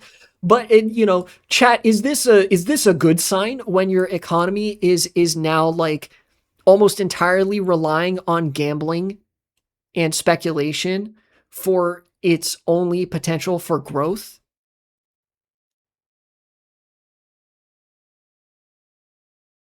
Scientific Marxist seeing how the inevitable revolution becomes real. Yeah, that's so true. Me, a scientific Marxist, whenever I see the fucking thing that Marx wrote about,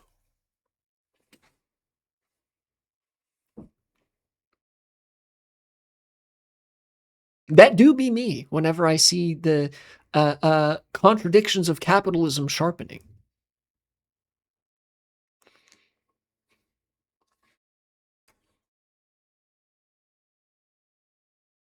Anyways, I think this serves as a... Oh, no, don't do that. Okay. I think this serves as a good follow-up to the segment where I was talking about Europe. Now the question, will this lead to communism or eco-fascism? That I actually don't know. I'm not fucking prepared to answer that question.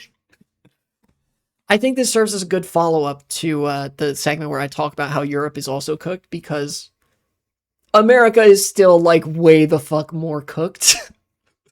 uh, you know, basically, did you enjoy the past? We're fucking going through it. Holy shit.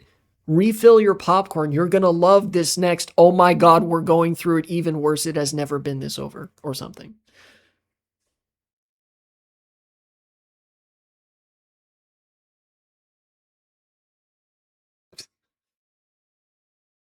Refill your popcorn. You'll love what doesn't happen next. Cut the segment, future me.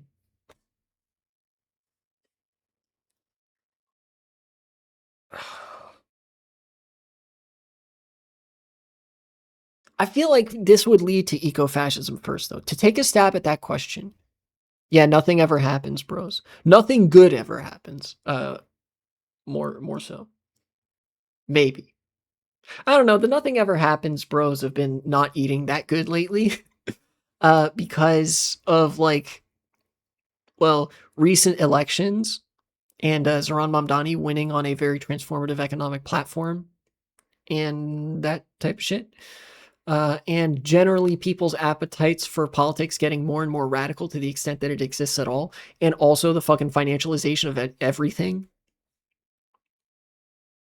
Yeah, if I had to take a stab at whether, like, whether this is more likely to result in communism or eco-fascism. I think this specifically, if you extrapolate this outwards, is more likely like the financialization, data centers, gambling markets, that sort of thing, is more likely to produce eco-fascism first because, uh, that would just be another grift for like financiers and portfolio holders or whatever, and like the uber wealthy to hop onto, right?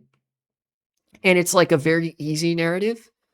And it's going to take time for socialism and communism to gain any sort of rhetorical ground in politics. I'm gonna lie, maybe I'll move to China. Yeah, people have been joking about like learning Chinese and shit. Chinese century or some shit.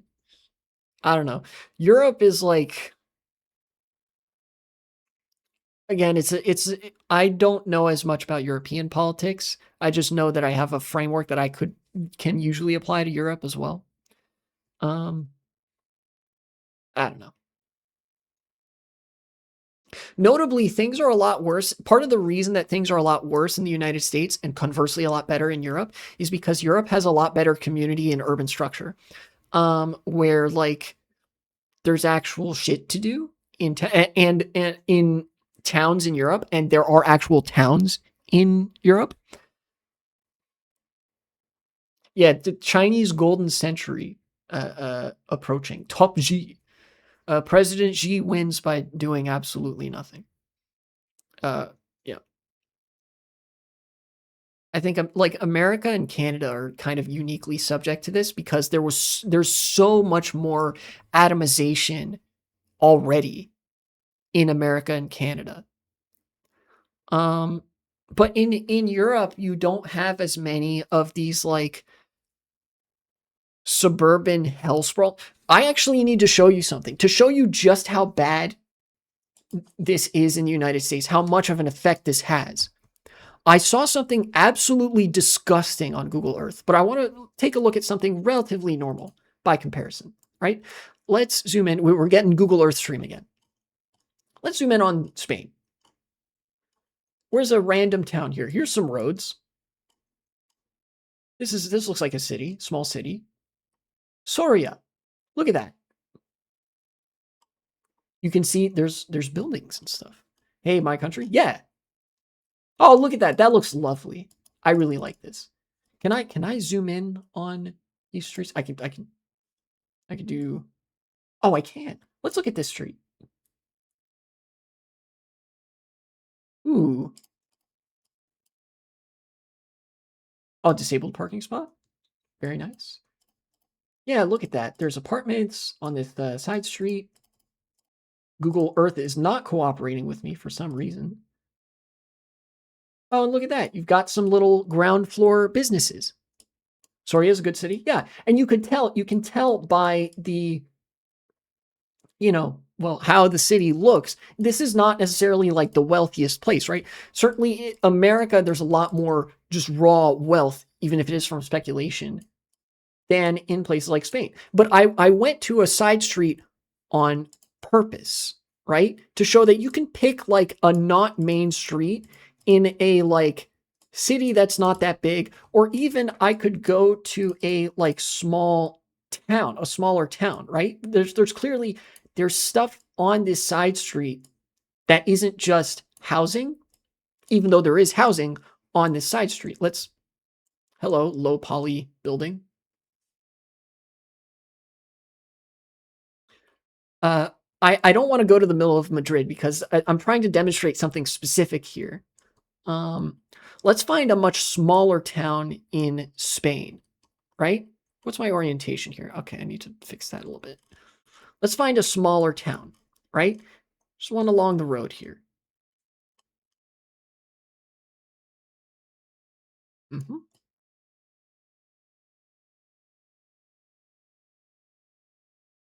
Mm, this looks like a smaller town. Yeah, Miguel Ibanez. I don't know how to pronounce. Ibanez, yeah. Miguel Ibanez. Here's a small town in Spain. This is a very small town too. Look at that. I'm gonna plop this little guy down on the street here, and you can see. Oh wow, you can see there's houses. You're identifiably in a town, right? There may not like it might not be again. It's like not that wealthy, but like you walk around and there's stuff. You know, you could walk from one end of this town to the other and like you're like, oh, let me just go walk to my friend's house. Let me go walk to work or something. You know, maybe somebody works out. I'm sure somebody works out in the fields there, right? And if I zoom out here, if I exit Street View, yeah, Plaza Mayor, Casa Rural, El Descanso de los Lares. Uh, uh, there is this looks like a hotel. It's a town, and you can tell. Yeah, rural Europe. We've just looked a little bit at rural Europe, and you can see across here there's farmland, and then you can see these identifiable little units here that are towns or cities when you get to the larger places, right? And that's Spain, and that's not unusual for a country in Europe or really in many places. That's not unusual. Now we're gonna look at something that I like that was just absolutely gross. We're going to zoom in on the state of Virginia. We're going to look at Virginia Beach. You may already start to see the problem. Okay, so here is the city of Virginia Beach. This part of Virginia Beach I've been to. It's not actually that bad. But then if we zoom out, what I want to take note of, there's a distinct sort of shape that suburbs have, right? Can you see this kind of shape here? How there is a suburb? Is that an airport? Yes, I believe there is an airport near Virginia Beach. Air station. Yes, Virginia Beach is I think a military base or something like that. A lot of military families live here. So I think this is like Air Force Base or something. So let's zoom out from Virginia Beach with keeping in mind that this is like this kind of shape here. This is what suburbs tend to look like, and there's nothing here except individual houses.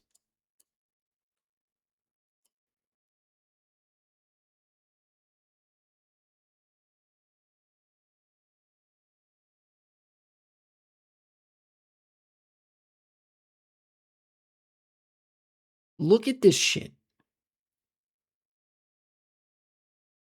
This is all suburb. If I zoom out even further, this is another city. This is Chesapeake. This is there are 3 cities here technically. Virginia Beach, Norfolk, and Chesapeake. If I zoom in, look at this shit.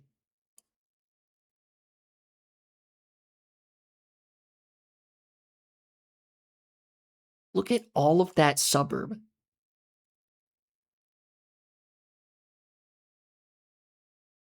You have Norfolk proper, where there's, this is a port city.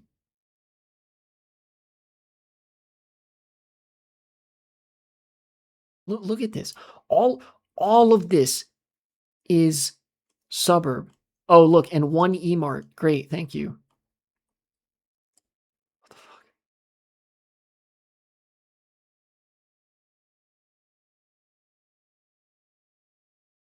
Oh yeah, it extends southward too.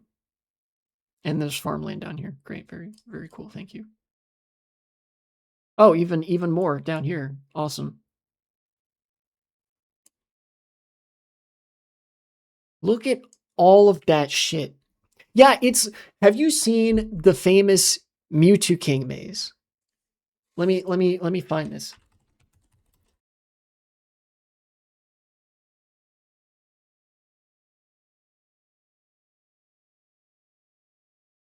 For anybody that knows Super Smash Bros, there's a top player, formerly known as one of the five gods, Mewtwo King, who drew a pixel maze. He drew this pixel by pixel, right? And it's all a maze.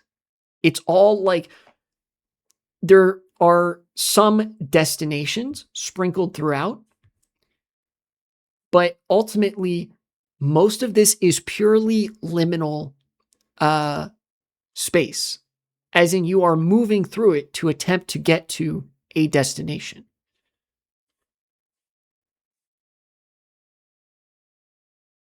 This, likewise, is vast majority all liminal space.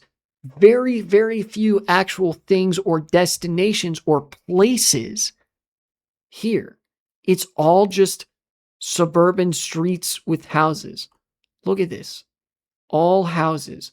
Oh, great. A tennis court and a high school football field. Awesome. All houses.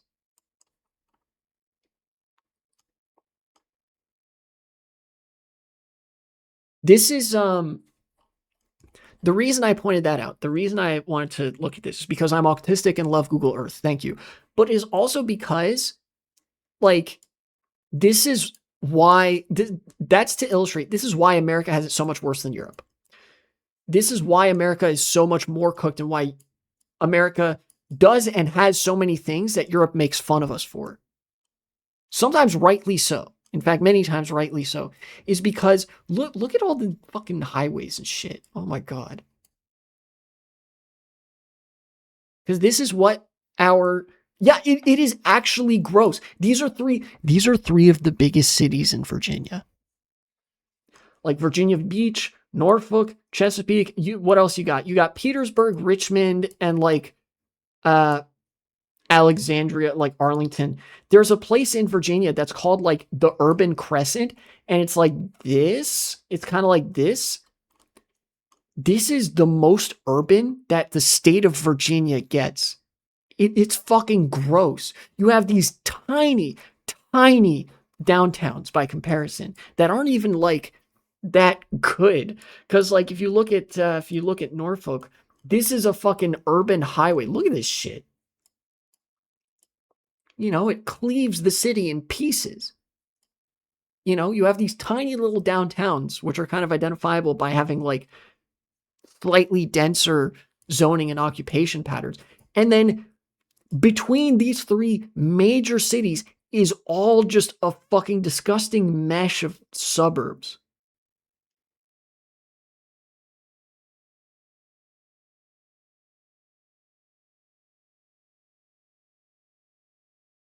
It's both a product of and a catalyst for worsening atomization, alienation, and isolation, right? People wonder why there's no like community activism in America, or why there's very little community activism in America. There's no community to do the activism for. There is no community in a place like this. Look at this. What community is here? Is Canada like this too? Yes, we can look at Canada real quick, but Canada is also like this. And to my knowledge, America and Canada are, I think, two of the only countries that are like this. Here, let's look at outside of, where's Toronto? Toronto's the biggest city in Canada. There's Toronto. Yeah. Oh, yeah. Oh, yeah. Yep. Canada's like that too.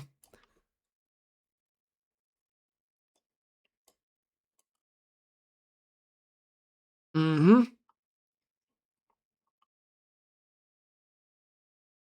Look at all of that. All suburbs. Even Madrid is not like this. Yeah, no, Europe is not like this. Both rural and urban, Europe is not like this. Let's zoom in on Spain. Where's Madrid? It's up here somewhere, right? Fuck, I've slightly disoriented and lost view. Okay, there's Madrid. Yep. Zoom in on Madrid, right? If I zoom in here, let's zoom in on like an outlying part of Madrid. Wow, look at that. It looks like part of a fucking city. Like this isn't Madrid city center. The city center is like up here, right? And this is what the city center looks like. You can see even from the air that there's like apartment buildings and there's stuff on the bottom. Look at that. You can see that just from the air.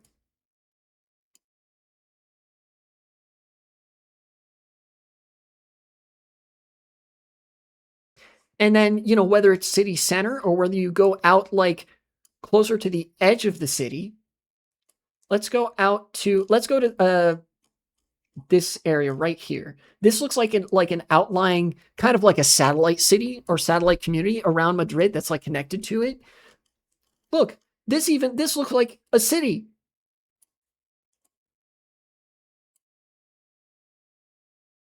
Yeah, it's got streets, but like here, let's look at one of these side streets. Little guy. Drop me right there. Wow, look at that. Look at that. Wow, there's apartments up there and there's like shops and stuff down here. And there's stuff to do. You can go walk around. There's two people walking around right there. I hope they're having a great time.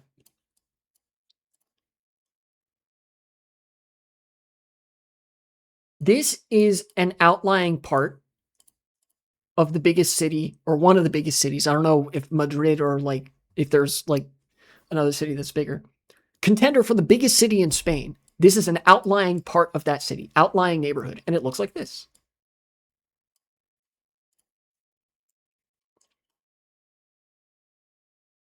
Barcelona may be worse. I'm highlighting Madrid to see how good it looks by comparison. Let's look at Barcelona. Yeah, I know where Barcelona is. Yeah, here you got the super blocks.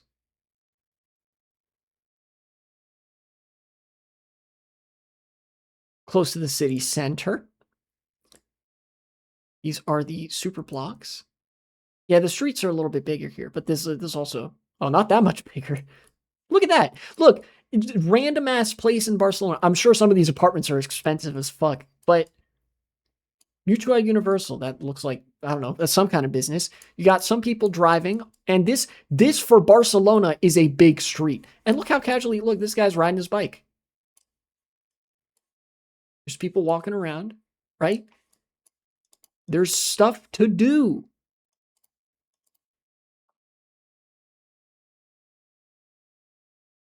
Biggest cities in Spain. Where did I go? What is happening? I broke the earth. Biggest cities in Spain look like that. They are very not alienated. They are very self-connected. They are very like contiguous. There are communities in Barcelona. For example, if you live in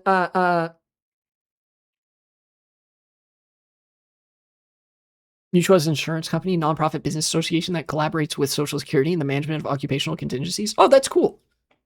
There you go. Actual thing that like socially benefits the community there. You know, even if you live in the city center, there's communities here because you're real close to stuff. If you live in one of the outlying areas here, you can see that clearly there's still community here. Look at this. There's blocks of apartment buildings. You're close to stuff. You probably know people here. Also works with unions a lot. That's cool, right? There are communities in Spain. There are communities in Europe. Get this fake streamer viewer thing out of here. There is no community in America. This isn't 100% analogous because these are only some of the biggest cities in the state of Virginia. But shit, I could find a bigger city in another state and it'd be just as bad. Let's look at Philadelphia. Here's Philadelphia, right? Philly, known for being like one of the cultural exporters of the US, right? And it does have a like actual city center and city structure to it, right? It's, you know, it's not exactly rendering in here, but like you can see there is a city here. But then you go out a little bit and oh yeah, great. Look at this. What community is there here? Bilbao might be the best capital of state in Spain. I'm glad you guys are enjoying it over there. Well, you know, good city structure. This is why America and American businesses can keep pushing the most fucking insane gambling schemes and speculation schemes ever, is because there's just nothing. This is why like alienation is so advanced in America. It's because it was already this bad to begin with. You know? Ugh, look at that. Oh my god. You can see this is like the pattern of suburbia, and then you zoom out and you see like all of that. All of that is suburbs. All of what the little hand is moving over. This is all suburbs. Bilbao is gorgeous. Maybe I can look at that. Dude, you can see Philly from space. That's crazy. You can see New York from space too. You know? So like some of the biggest cities in America, one of the biggest cities in America, let's zoom in, random suburban street, right? Zoom in right here. Give me that. Put me on this street. And it looks like this.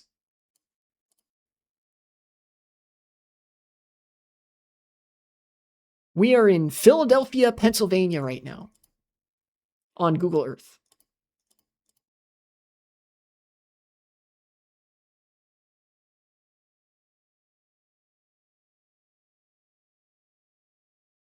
It's no wonder this yeah, like this is like holy shit, avoid at all costs. No wonder the fucking there's a mental health crisis in America. The biggest cities in America look like that.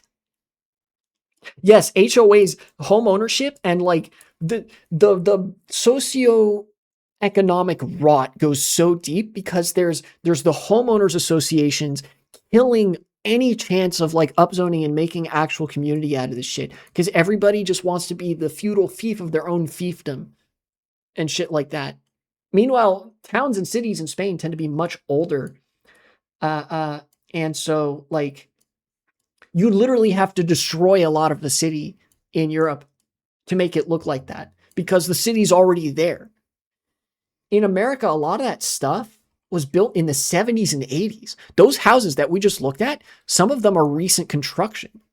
A lot of those houses, it is not uncommon in the neighborhood that I lived in to see houses, the oldest of which would have been from the 1950s or 60s. Genuinely take a look at Bilbao. I will do that. I have search. Bilbao, Spain. Take me there. Ooh, oh my god, that's already so pretty. It's between the mountains. Ooh, that's so nice looking. I like it. Here, hold on. Let's look at let's start back here. There's a highway here. Let me get maybe a little bit further from the highway. Let's start here in Begonia.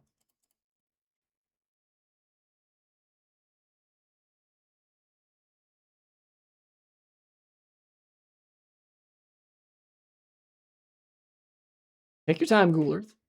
Oh my god. That's beautiful. Look at that. Can I get a better view of this if I like go this way? No, I can't. That's beautiful. Just this right here. Look at that. You got apartments up there. You have some businesses down here. What is that? Is that candy shops? I can't. Para Great, a little pharmacy. And you can see the nice blue sky. You can see the mountain over there. Ooh, it reminds me of Tangier, actually. Also a very nice city. Yeah, look at that. Oh, there's bollards too, so the cars can't run up on the sidewalk. We don't use these as much in America. There are bollards out front of like certain businesses and whatever. But we should use these more to like box in the cars, be like, you're not allowed to go outside the boundaries here, you know. Genuinely, oh my god, that is so pretty looking. Look at that brickwork. They're so clean. Very nice. Laundry store. Oh, okay. So this is a little laundromat. Oh, that's perfect. You have your pharmacy, you have your laundromat.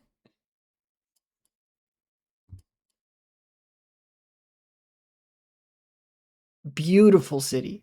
Beautiful. Let's look at another point in this city. Let's look at a different part of the city. Let's go closer. Let's go closer and closer to the coast. Some of these other areas. Right?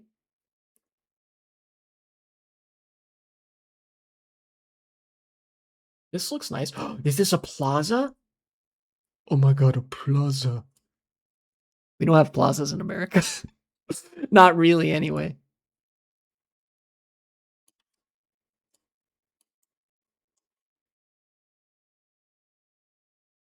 Oh shit.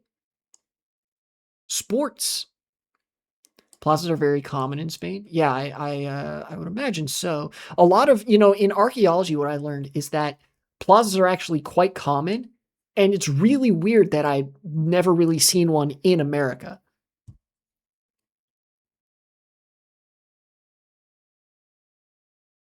The closest I've ever seen in America to a plaza is either the fields and quads on a college campus, or that one actually really cool pedestrian only street in Denver, Colorado. Denver's a cool city, even if it is still very car dependent. Let's look. Let's start here. We have a term, La Plaza del Pueblo, which is just the plaza of the town, because every town has a plaza. Yeah, in American English, it's a thing that you say, like, the town square. Oh my god, these streets are designed first and foremost for people to walk on. That is beautiful. Are cars even allowed here? It doesn't look like they are. Maybe like small delivery vehicles, but oh my god. Where am I facing? North is behind me, so I'm facing the correct direction if I'm going towards the plaza, I think.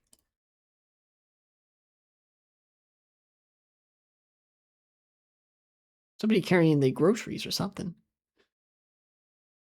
Yeah, we have the term town square in America, but it's like fallen out of use because towns don't have town squares anymore. Like, if there is a town square, it'll just be like an intersection between roads. There's nothing there. You know?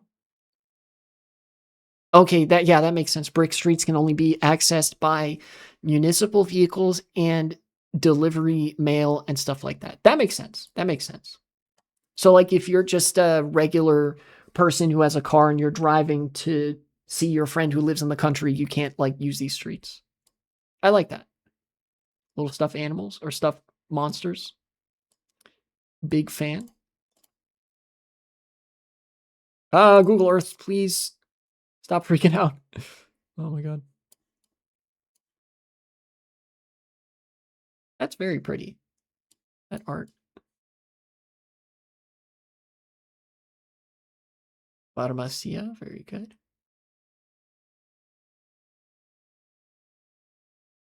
I'm facing, so this is due south, which means this would be southeast. So I want to go like a little bit southwest, I think. Oh, there's some construction happening. This is a beautiful city, I must say.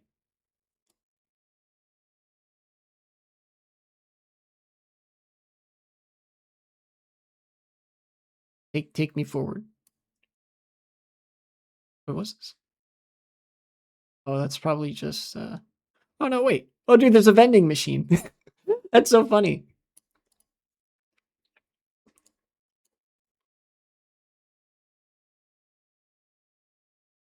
Oh, beautiful. Look at that. Got a nice little monument here, little art sculpture thing. And then like just benches.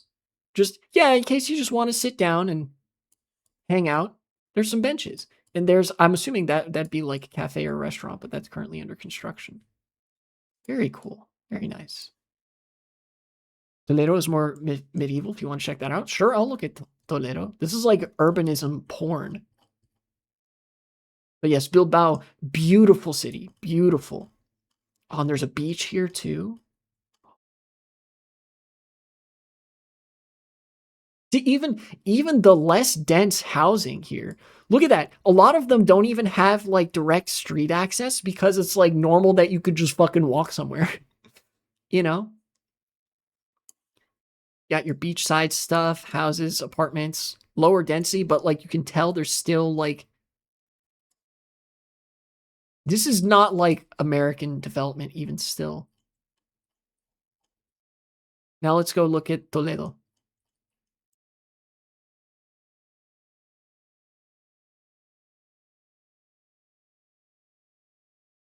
Should be down here somewhere, right?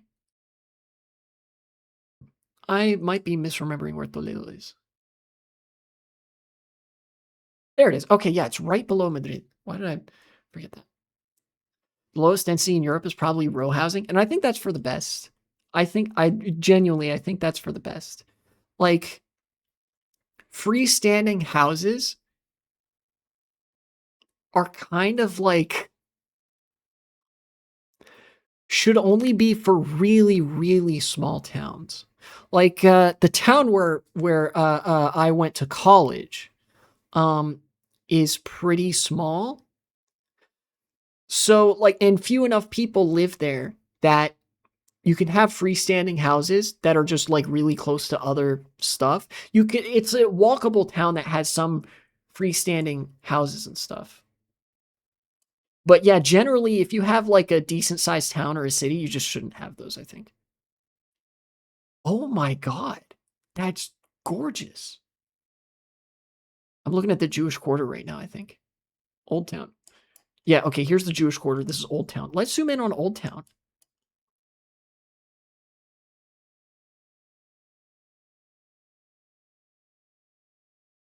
Uh is okay, there's Street View. Whew. Whoa, claustrophobic. Oh yeah. This reminds me of Old Town Tangier, which makes sense because these would probably have been built in similar time frames. Oh, it's beautiful. I love this. Really, really medieval. Yeah. Farmacia. What's over this way? This is a restaurant. I love that. I love that. Little apartment building, streets just big enough for one car to fit so that it's like appropriately uncomfortable to have a car in a city like this where it's like, no, you're just supposed to walk, you know, because your house is right next to the restaurant, which is right next to the pharmacy, which is right next to the laundromat, you know? Ooh, what's this? What's this place? Please don't go completely past it. No, it went completely past it. I'm probably not going to be able to see what that was. Yeah, no. Unfortunate.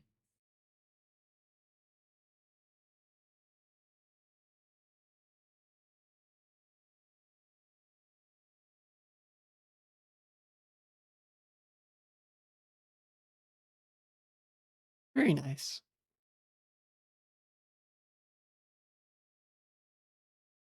Yadro. Tiny little parking garage. I remember in Casablanca, uh, our apartment building had something like this. Like a really, really tiny claustrophobic parking garage. Traditional ferreteria. Hardware store when it used to be smithy and stuff. That is so cool. I love that.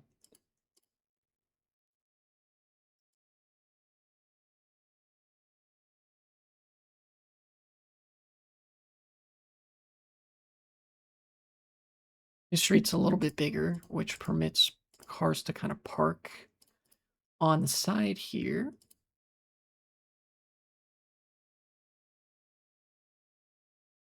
Colegio Divina Pastoria. Divina Pastoria. Is that like a church or something? Or like early childhood education or something. Oh yeah, it is.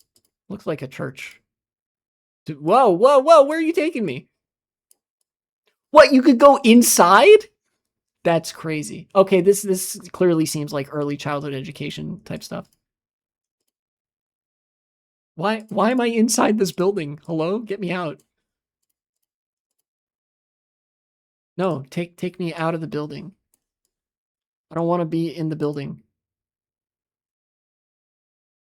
No, exit. Get me out. Okay. Great, thanks. So yeah, Toledo. Beautiful city. Nice old town.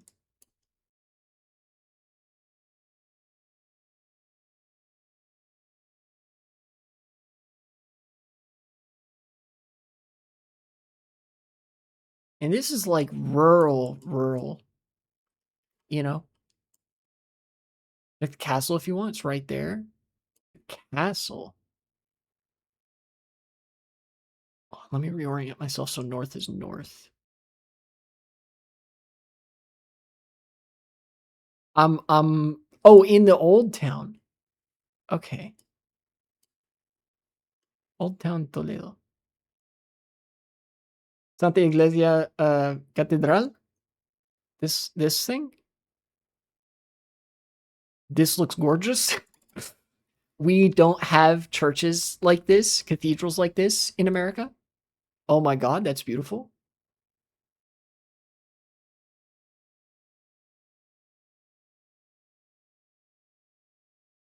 You've seen what American churches look like, right? Like you know what churches look like in this country? This puts us to fucking shame, dude. Uh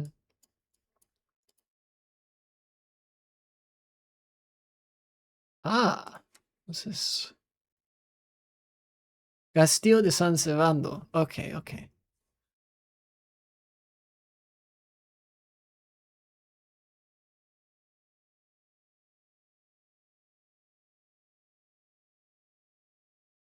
Take me there, Google Earth. Okay, okay. Ooh, I like that. Take a look. Oh, wow.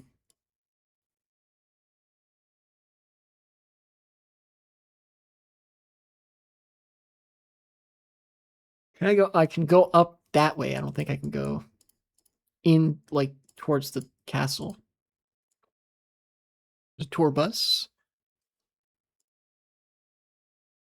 Again, this is like a reminds me of Morocco moment. I think in sometimes when we go to Rabat, we look at the old castle there.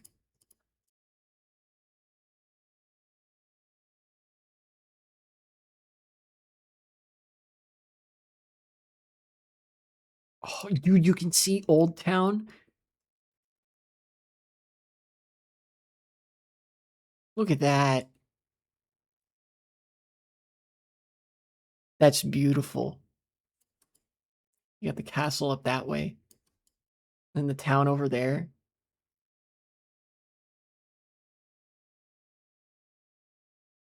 See, in a society like this, in a society where cities and towns look like this to varying degrees, I feel like you don't get the kind of alienation and disconnection necessary, except for the whole like Airbnb shit. Like Airbnb is kind of like a comparable force trying to induce this where it's not yet present. But like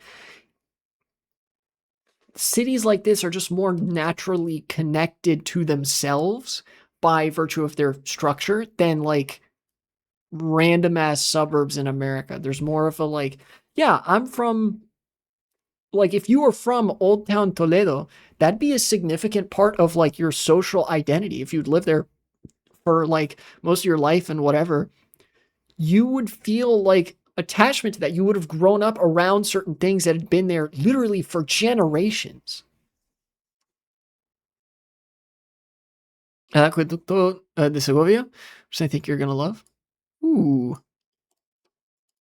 an aqueduct? I probably will love it.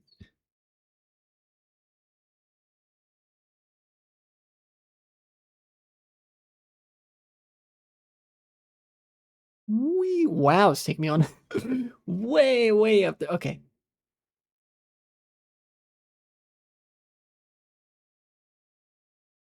What is this? Oh my God. Yeah, this is one of the Roman aqueducts, right? I remember learning about these as a kid.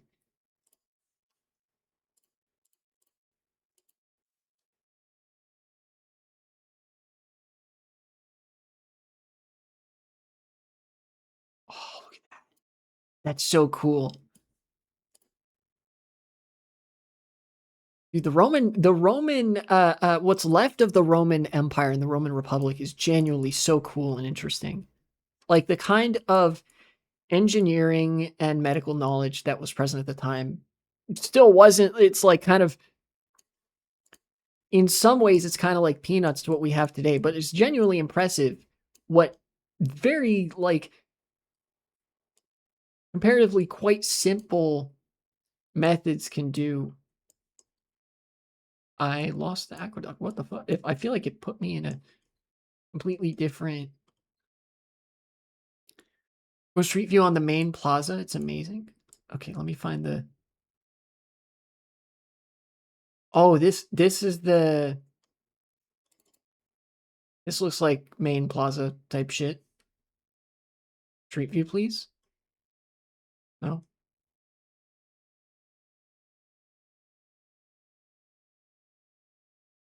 Can I? Oh, okay.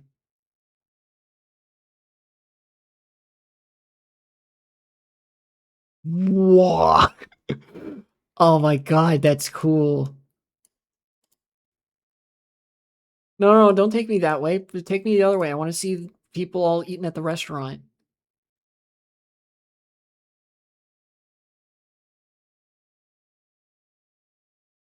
Yeah. All sorts of seating. Obviously, the bus. You just casually have the bus station or the bus stops. What did I do?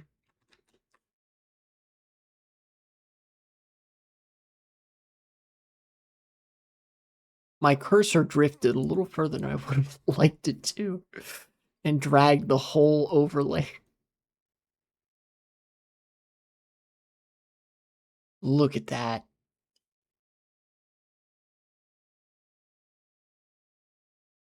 I do think that in no small part because American cities don't look like this is like is partly why America sees a lot of, business startups and whatever about, wow, we can now monetize every single difference of opinion you have. Go gambling more, become addicted to gambling, right? Because there's like nothing better to do, right?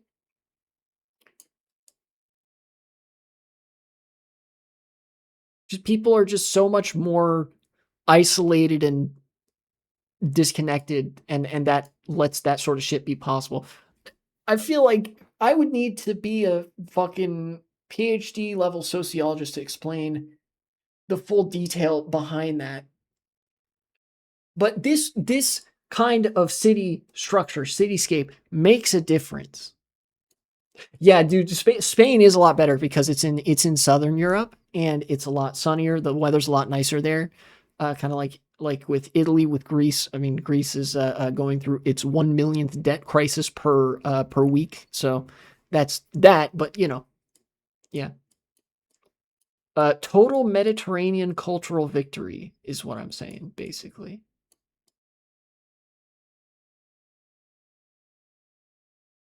Yeah, America could have looked like this. That places in America, like America could have looked like this. There was nothing necessarily inevitable about the homesteading that made America look like what it does. The reason that like Europe looked like this, uh, um, cities in Europe were built like this because they were doing so out of necessity and like settlements sort of naturally added on to themselves as they went, and there were no cars. In America, a lot of the settlement was straightforwardly driven by homesteading, which was a political project of the 19th century, of the 18th and 19th century, right? Like, especially, let's go out and look at somewhere like Illinois. This is somewhere that was for sure homesteaded. Oh, great. Here's Springfield, Illinois. Look, a lot of this stuff looks like this. Yeah, there were carts, but not cars. I think this even predates cars. Some of this predates cars, what we're looking at in America too, because the pattern of settling houses like this, look at how, here's a good example, right? You can see the grass is actually distinctly different colors here because each person wants to have their house and their plot of land on which their house sits, and they want to own that. They want to be their own landlord over their little tiny castle, right? A lot of America was settled like that, and this is sort of a remnant of that era of American settlement where you can see this more out west where sometimes there's like just big fuck houses in the middle of nowhere. Let's go to Wyoming and zoom in on a random place here. Yeah, look. Look at this shit. These are houses. People live here.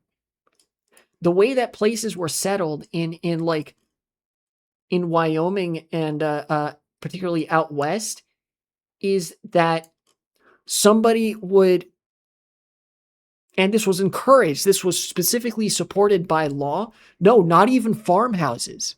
You can see farmland. You can see from space. See, it looks like this. You can see the land is tilled and is being worked and stuff like that.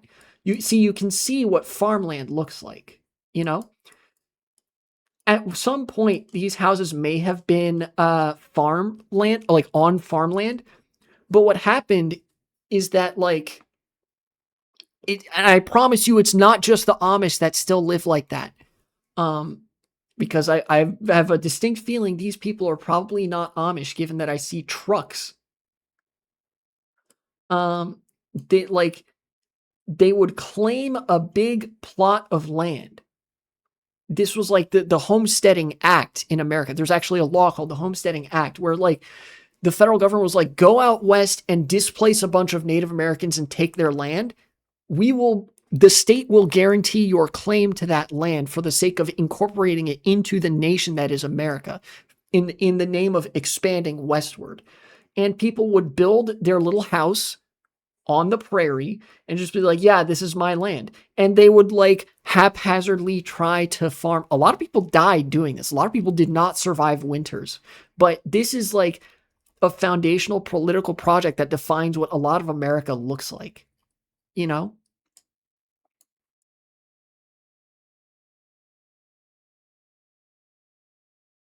See, like you can tell this is farmland. It's like squares and rectangles and whatever. This is farmland, right?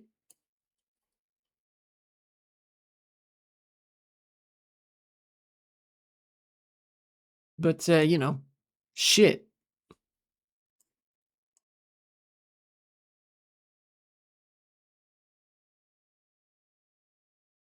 Also, San Francisco, I'm sure you know this, but like a lot of cities in America, because of this settlement pattern, are also massive wastes of potential. For example, Sacramento, Jesus Christ.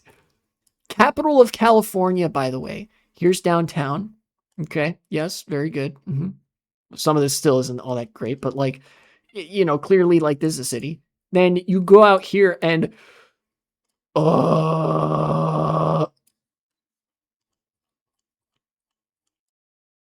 and then look how fucking big Los Angeles is. Where's LA? Here it is. This is all Los Angeles. Until you get to Ontario and San Bernardino. Or Bernardino. Yep. Just like, bro. Yeah, like, American cities are the biggest fucking bruh moment. No, Mexico does not have this problem. You're right. If I look at Mexico, let's go look at, here's a random town called Chihuahua. Or a random city called Chihuahua. Wow, look at that. Mexico sure doesn't have this fucking problem. This looks like an actual city. Now it's going to look more car dependent because of the recency with which a lot of these cities were built. But like, look at this. You can see this is a lot more reminiscent of the shape of cities in Europe, right? Yeah, Juarez. This looks like it might be a much lower income neighborhood. It's kind of like a fusion. But yeah, no, Mexico doesn't have this problem. It's just America. Yeah, see, there's like stuff. Like these are not all just houses. Let me even zoom in. I'm going to zoom in right here. Little zoom in guy, help me out. Eh. Again, not the wealthiest place. Yeah, total Hispanic cultural victory. Probably, I think.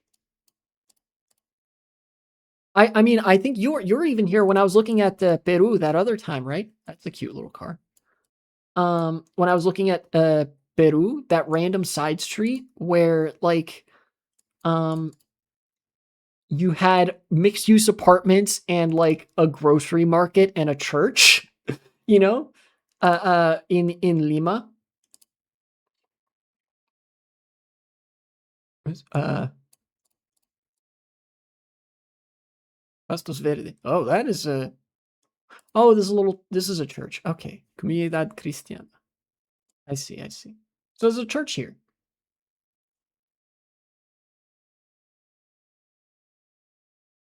Some folks walking around. More car dependent in Europe, but nowhere near as bad as America, right? And this is Chihuahua. Really funny that this city is called Chihuahua.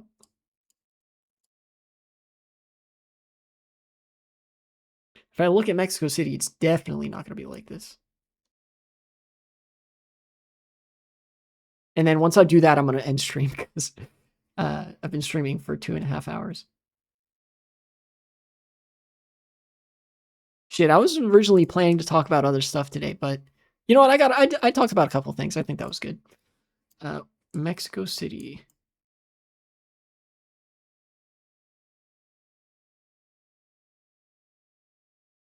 There it is. Mexico City. Big city. Oh, yeah. Big city. Massive city. Holy shit.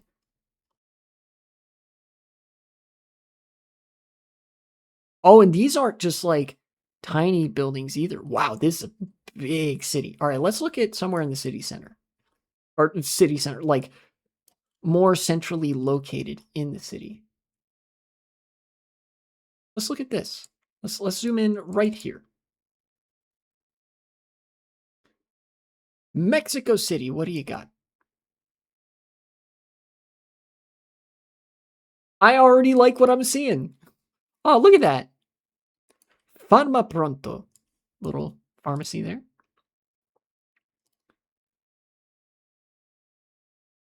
Okay, so that looks like a little convenience store or a market of some kind. Obviously, there's apartments on top of this stuff. Yeah, look at that.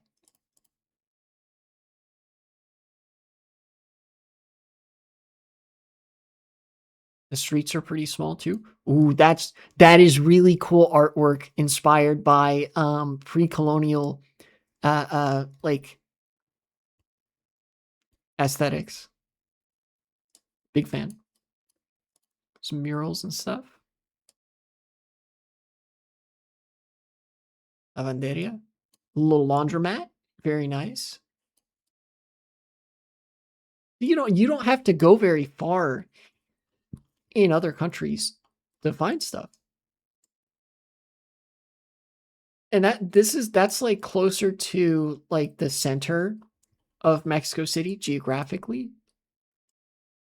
Let's have a look at one of these like satellite cities.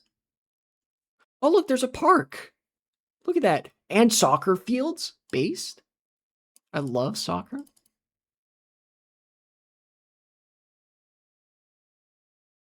Football is great. W weather, to be honest. This weather is big W, although it's probably hot as balls. I don't envy that, but the sun shining must look real nice. Side street with people's houses.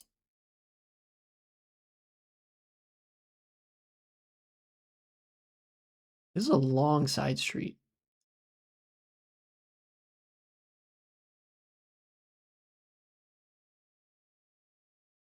Oh, we get like intersection kind of? Yeah.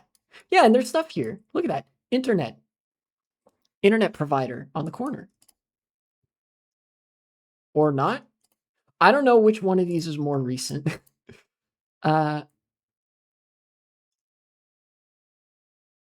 You actually see a lot of these in Morocco as well. Because the third world actually the internet and smartphones are close enough to each other in historical proximity that because of the sort of lag in socioeconomic development between the first and third world, a lot of the third world was exposed to the internet and smartphones at roughly the same time. So you get this very interesting dynamic where there's a lot of like hole in the wall corner stores type of thing in cities in the global south where it'll be like an internet store where it's like phone service and internet service primarily for your phone, you know?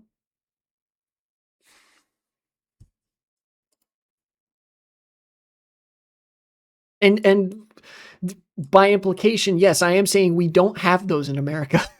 You have to like call them by phone or go to drive like 3 miles to a Best Buy or like Target or fucking Apple Store or whatever. Oh, look at that. Soccer, sports goods.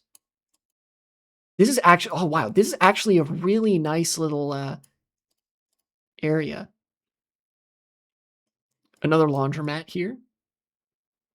This looks like that looks like a market. Can I not go on that street? Oh, I can't. Okay, that was just placed there for some reason. Yeah, it's a little market. I like this. See, even though like you can tell a lot of these cities that are way the fuck more functional, you can tell a lot of them are like less wealthy than American cities, right? Like this stuff isn't necessarily as well maintained. And people like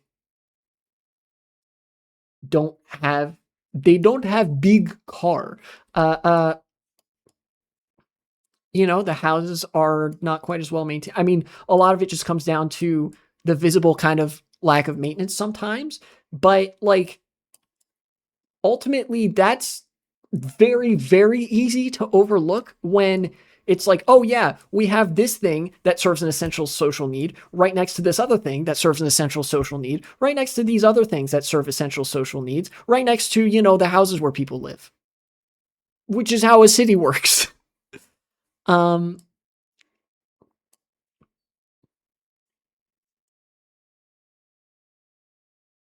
Anyways, that's enough urbanism porn for one stream. Viva Mexico,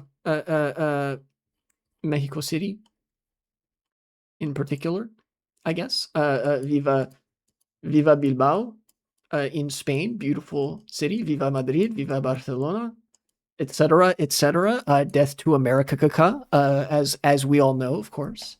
Yeah.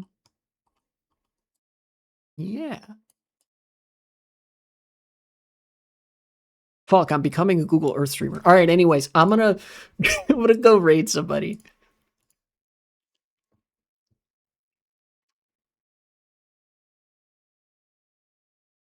What? Nobody's live, really? No, nobody's live? Nobody that I care about, at least? Okay. I guess no raid today. Yeah, no raid today. I'll just kind of call the stream there. I'm not going to make a segment out of me just looking at cities everywhere on Google Earth. You guys get enough of that on stream. I feel like that's, That's a good like live stream bit. I might make a segment out of me talking about like the absolute state of the American economy. I'll see you guys next time. I might just take the weekend off and then go Monday, Tuesday, Wednesday because I want to try out a different live streaming schedule that's like more concentrated and that sort of thing. Yeah. See y'all later.